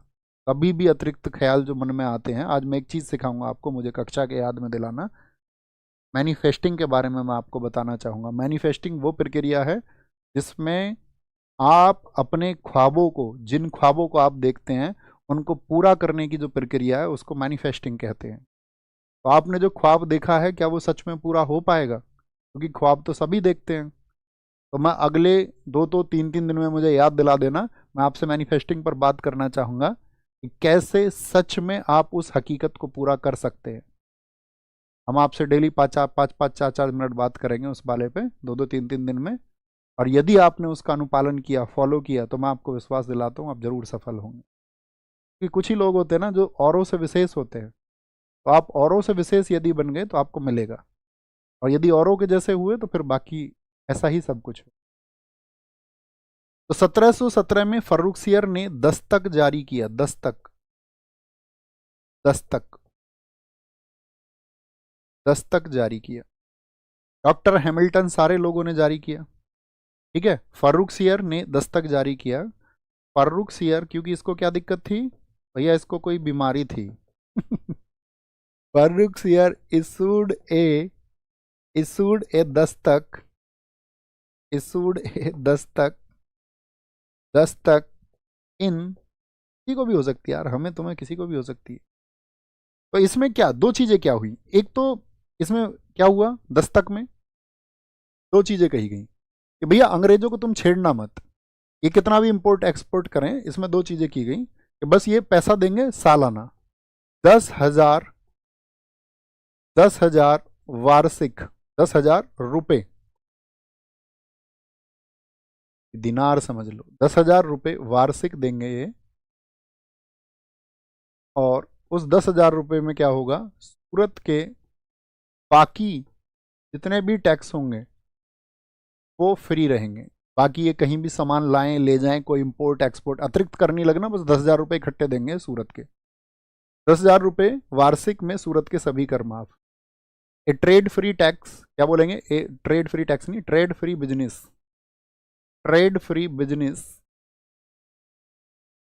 इन सूरत, इन सूरत फॉर 10K, 10K मतलब 1,000 एनुअली, 10K रुपीज एनुअली। और दूसरा क्या दी बोला, कहां पर, आपका बंगाल, बिहार, उड़ीसा। कितने रुपए लिए वहां पर, 3,000 रुपए, बस 3,000 रुपए वार्षिक में। क्या बोला, वार्षिक में बंगाल, बिहार और उड़ीसा के, उड़ीसा के सभी कर माफ। आवाजाही कितनी भी हो, ये अपने सामान को कहीं भी लेके जाए, कोई और बाकी टैक्स नहीं लगेगा, इकट्ठा ये पैसा देंगे। ठीक है, trade free business in Bengal, Bihar and Orissa for 3,000 annually. Annually है, कितना है, वार्षिक है, ये बात आपको याद रख लेनी है। कोई दिक्कत, तो भैया अंग्रेजों के तो मजे आ गए, बोलेंगे भाई फटाफट से, कोई दिक्कत, कोई परेशानी, इतनी बात में समझ में। हाँ बिल्कुल पढ़ सकते हो अरमान चौधरी, कोई दिक्कत नहीं है। आप सब लोगों के लिए समय समय पर प्रकृति मोटिवेशन देती रहती है ना, वास्तविक प्रेरणा। अभी आपने देखा सिद्धप्पा अभी चर्चित हुए, बताओ किस बात के लिए चर्चित हुए, क्या बने हैं वो, सारे लोग बताएं। वो ये वास्तविक प्रेरणा है जो प्रकृति आपको देती है। तो यहां तक की बात में समझ गया, इस तरह से अंग्रेज जो है अपने व्यापार में कामयाब हुए। अभी अंग्रेजों को यहीं होल्ड पर रखते हैं, क्योंकि अंग्रेजों का आगे हमें संघर्ष पढ़ना है। यहां तक की पिक्चर आपके दिमाग में होनी चाहिए कि अंग्रेज कहां कहां एस्टेब्लिश हो चुके थे। ठीक है, अब एक मैप मैं आपको दिखाना चाहूंगा, अपने माइंड को एकदम रिलैक्स करना और ध्यान से इस मैप को देखें। क्या विजिबल है आप सब लोगों को, यहाँ पर लिखा हुआ है ऊपर देखना, क्या ये आप सब लोगों को मैप विजिबल है, इसमें जो लिखा हुआ है साथी वो साफ दिख रहा है आप लोगों को। इसका स्क्रीनशॉट भी लेना और देखना। बोलो भाई, सारे लोग बताएंगे। सर आज राहुल सर का बर्थडे है, हाँ जी आज राहुल सर का बर्थडे है।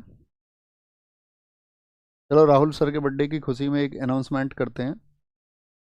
एक तो आप सारे दोस्तों को मैंने बताया, जो आपका ये 5 मई, मंडे 5 मई को है ना, 5 मई से आपका एक तो हम प्रैक्टिस सेशन शुरू कर रहे हैं एसएससी के सभी एग्जाम्स के लिए। केयर अप करिए, जो प्रैक्टिस सेशन होता है कि क्वेश्चन किस तरह के पूछे जाएंगे सभी सब्जेक्ट का। और पहले भी मैंने कराया पिछले वर्ष, आप देख सकते हैं उसकी उपलब्धियां।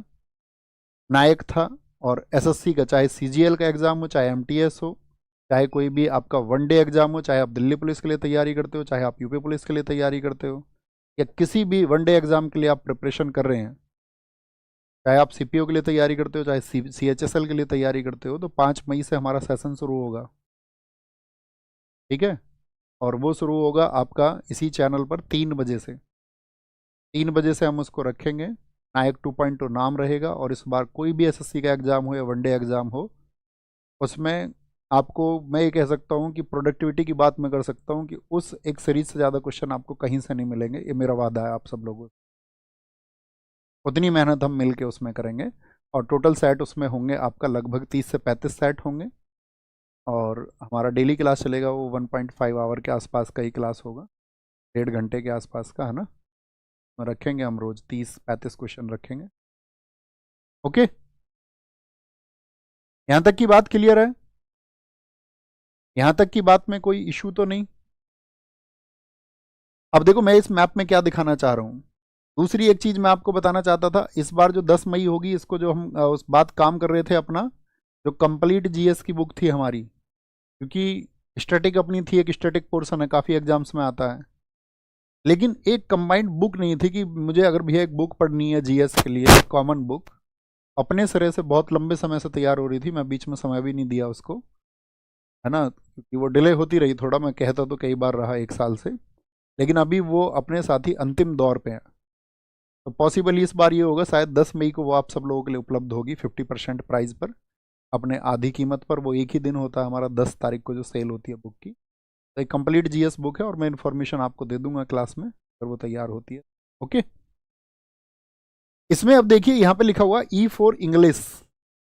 अब पहचानिए इंग्लिश फैक्ट्री कहाँ कहाँ पर है जिनके आगे ई लिखा हुआ है, यानी आगरा में फैक्ट्री कब बनी थी बताओ जरा। आप कहेंगे भैया जब आपका सूरत में फैक्ट्री स्थापित हुई, तो आपने बताया भड़ौच, अहमदाबाद और आगरा में उसी समय बनी। अहमदाबाद के आगे ई लिखा हुआ, ई फॉर क्या है? इंग्लिश फैक्ट्री है, English. D A for Danish factory है, डी फॉर डच फैक्ट्री है, एफ फॉर फ्रेंच है, और पी फॉर पोर्टुगीज यानी पुर्तगाली फैक्ट्री है। और देखिए ये रहा भड़ोच, ये कहाँ पर था? गुजरात में। सूरत में इंग्लिश फैक्ट्री थी, हाँ जी। दीव में कौन थे? पुर्तगाली थे। ये आपको पता होना चाहिए इस समय पे कौन कहाँ पर है। दमन में पुर्तगाली थे, तारापुर यहाँ पर पुर्तगाली थे।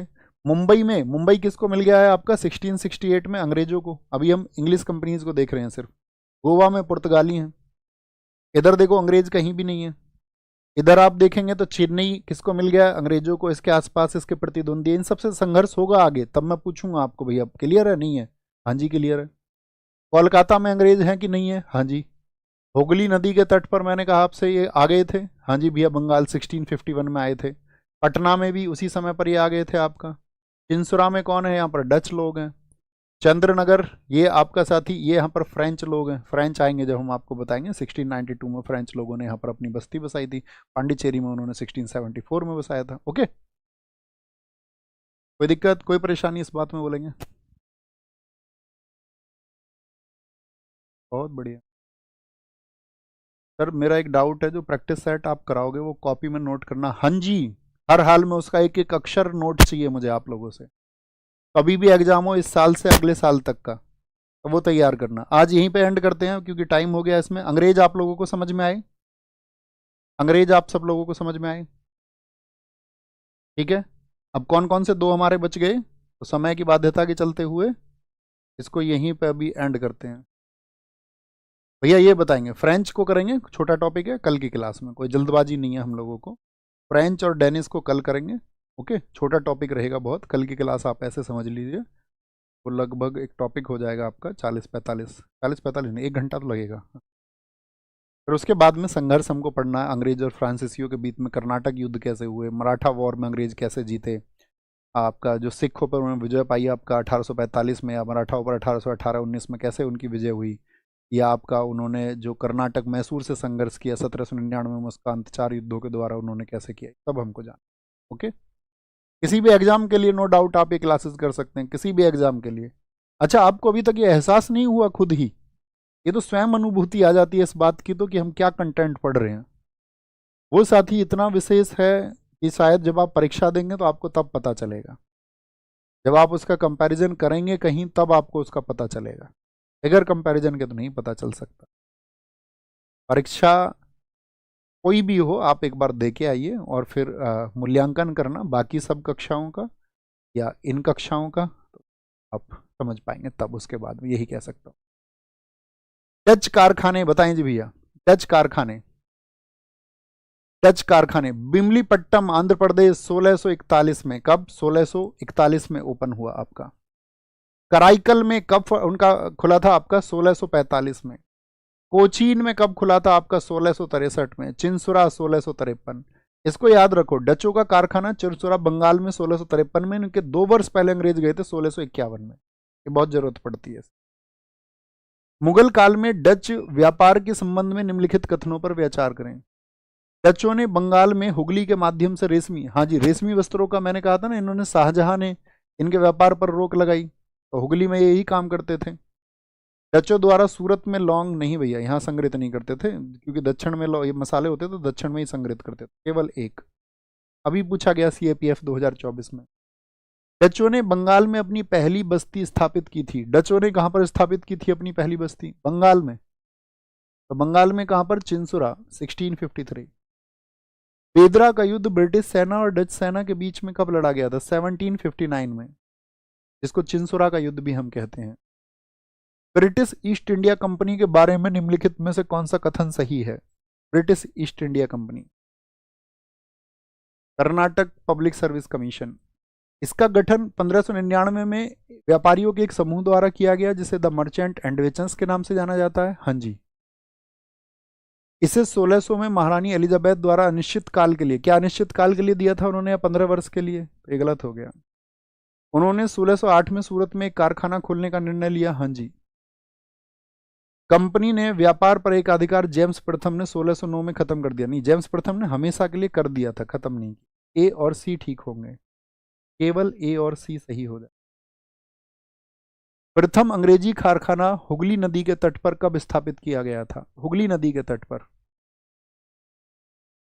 एसएससी के लिए बैच आएगा बाद में, ठीक है, वो तो पेड बैच तो अलग है, नायक बैच अलग चलता रहेगा अपना, का अलग एक गरिमा है, ठीक है। ये तो आपका चलेगा, मैंने कहा था ना आपसे, शुरुआत हुआ था तो भैया आपको 8-10 महीने देने होंगे, चलेगा आपका सितंबर तक तो मान के चलिए ही आप इसको। क्या बोलेंगे यहाँ पर, कब स्थापित हुआ था? 1651 में।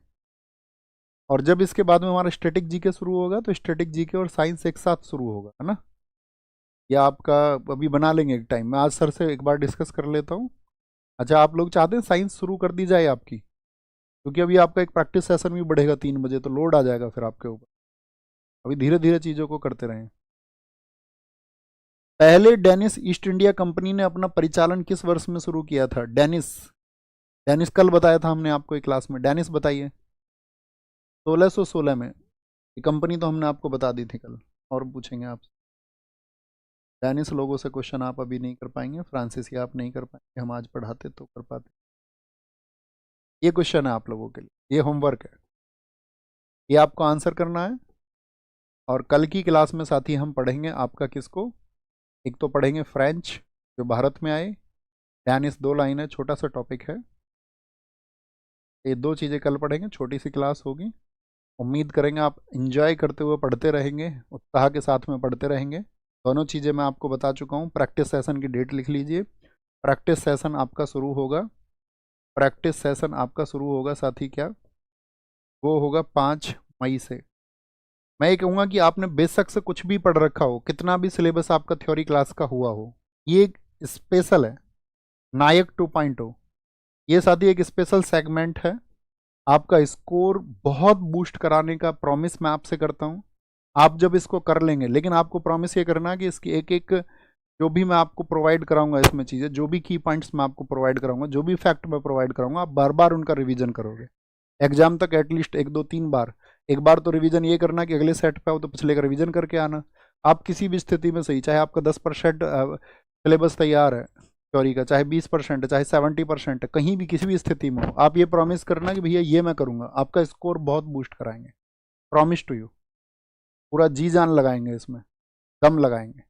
पिछली बार का आप पूछ सकते हैं जितने भी साथियों ने दिया, CGL CHSL जो भी उससे जुड़े रहे हों।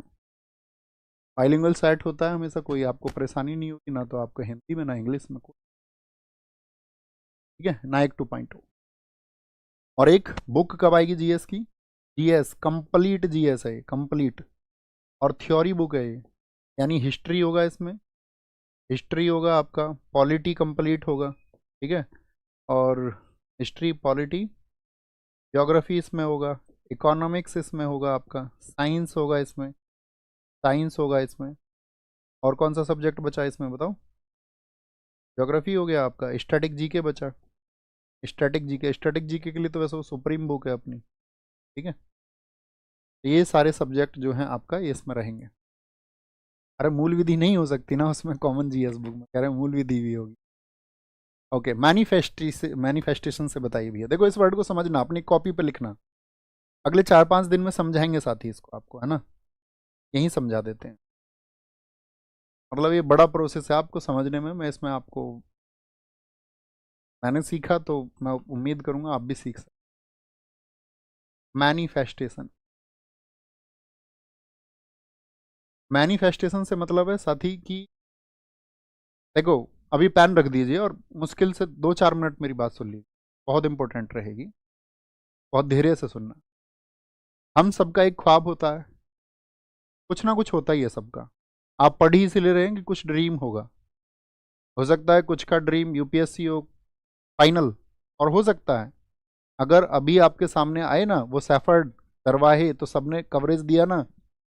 प्रकृति आपको उदाहरण इसीलिए देती है कि निम्न वर्ग के बेशक कुछ ही उदाहरण आते हो, लेकिन अगर और लोग कर सकते तो आप भी कर सकते हो। तो हम सबका ड्रीम होता है, यूपीएससी होता है, पीसीएस हो, किसी का वनडे एग्जाम हो, किसी का सीजीएल होगा, किसी का यूपी पुलिस होगा, किसी का दिल्ली पुलिस होगा, किसी का एसएससी जीडी होगा। तो वो डिफर हो सकते हैं, सबके अलग अलग हो सकते हैं। या ये भी हो सकता है कि कहीं एक जगह कामयाब हो जाऊं, क्योंकि स्टूडेंट के लिए सबसे पहला ये होता है कि कहीं भी वो कामयाब हो जाए।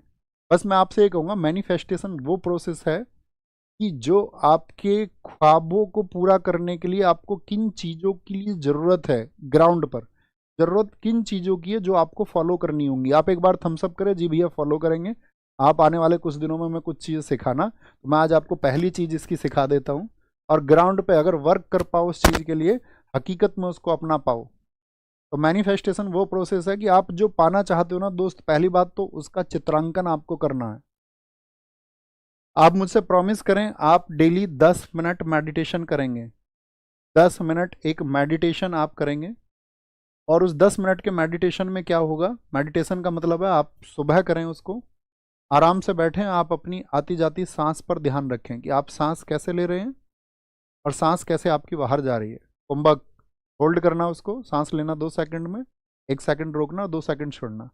या पेट के ऊपर नीचे होने पर भी ध्यान दे सकते हैं आप, सांस आ रही है जा रही है इस पर ध्यान दे सकते हैं। कुछ भी आप कर लें जिस तरह से आप कर पाते हो। आप आराम से बैठ जाइए, कोई विशेष स्थिति नहीं है बैठने की। लेकिन ये बैठने के लिए मैं क्यों बोल रहा हूँ, ये बैठने के लिए मैं इसलिए बोल रहा हूँ आपसे कि आप जब मेडिटेशन करें तो उस समय पर आपको विचार उस स्थिति का लेके आना है अपने मन में जो आप चाहते हैं अपना जीवन कैसा हो। रोज आप कैसा जीवन चाहते हो, पहला क्वेश्चन रहेगा मेरा आपसे, आप कैसा जीवन चाहते हो। तो कुछ तो चाहते होगे ना।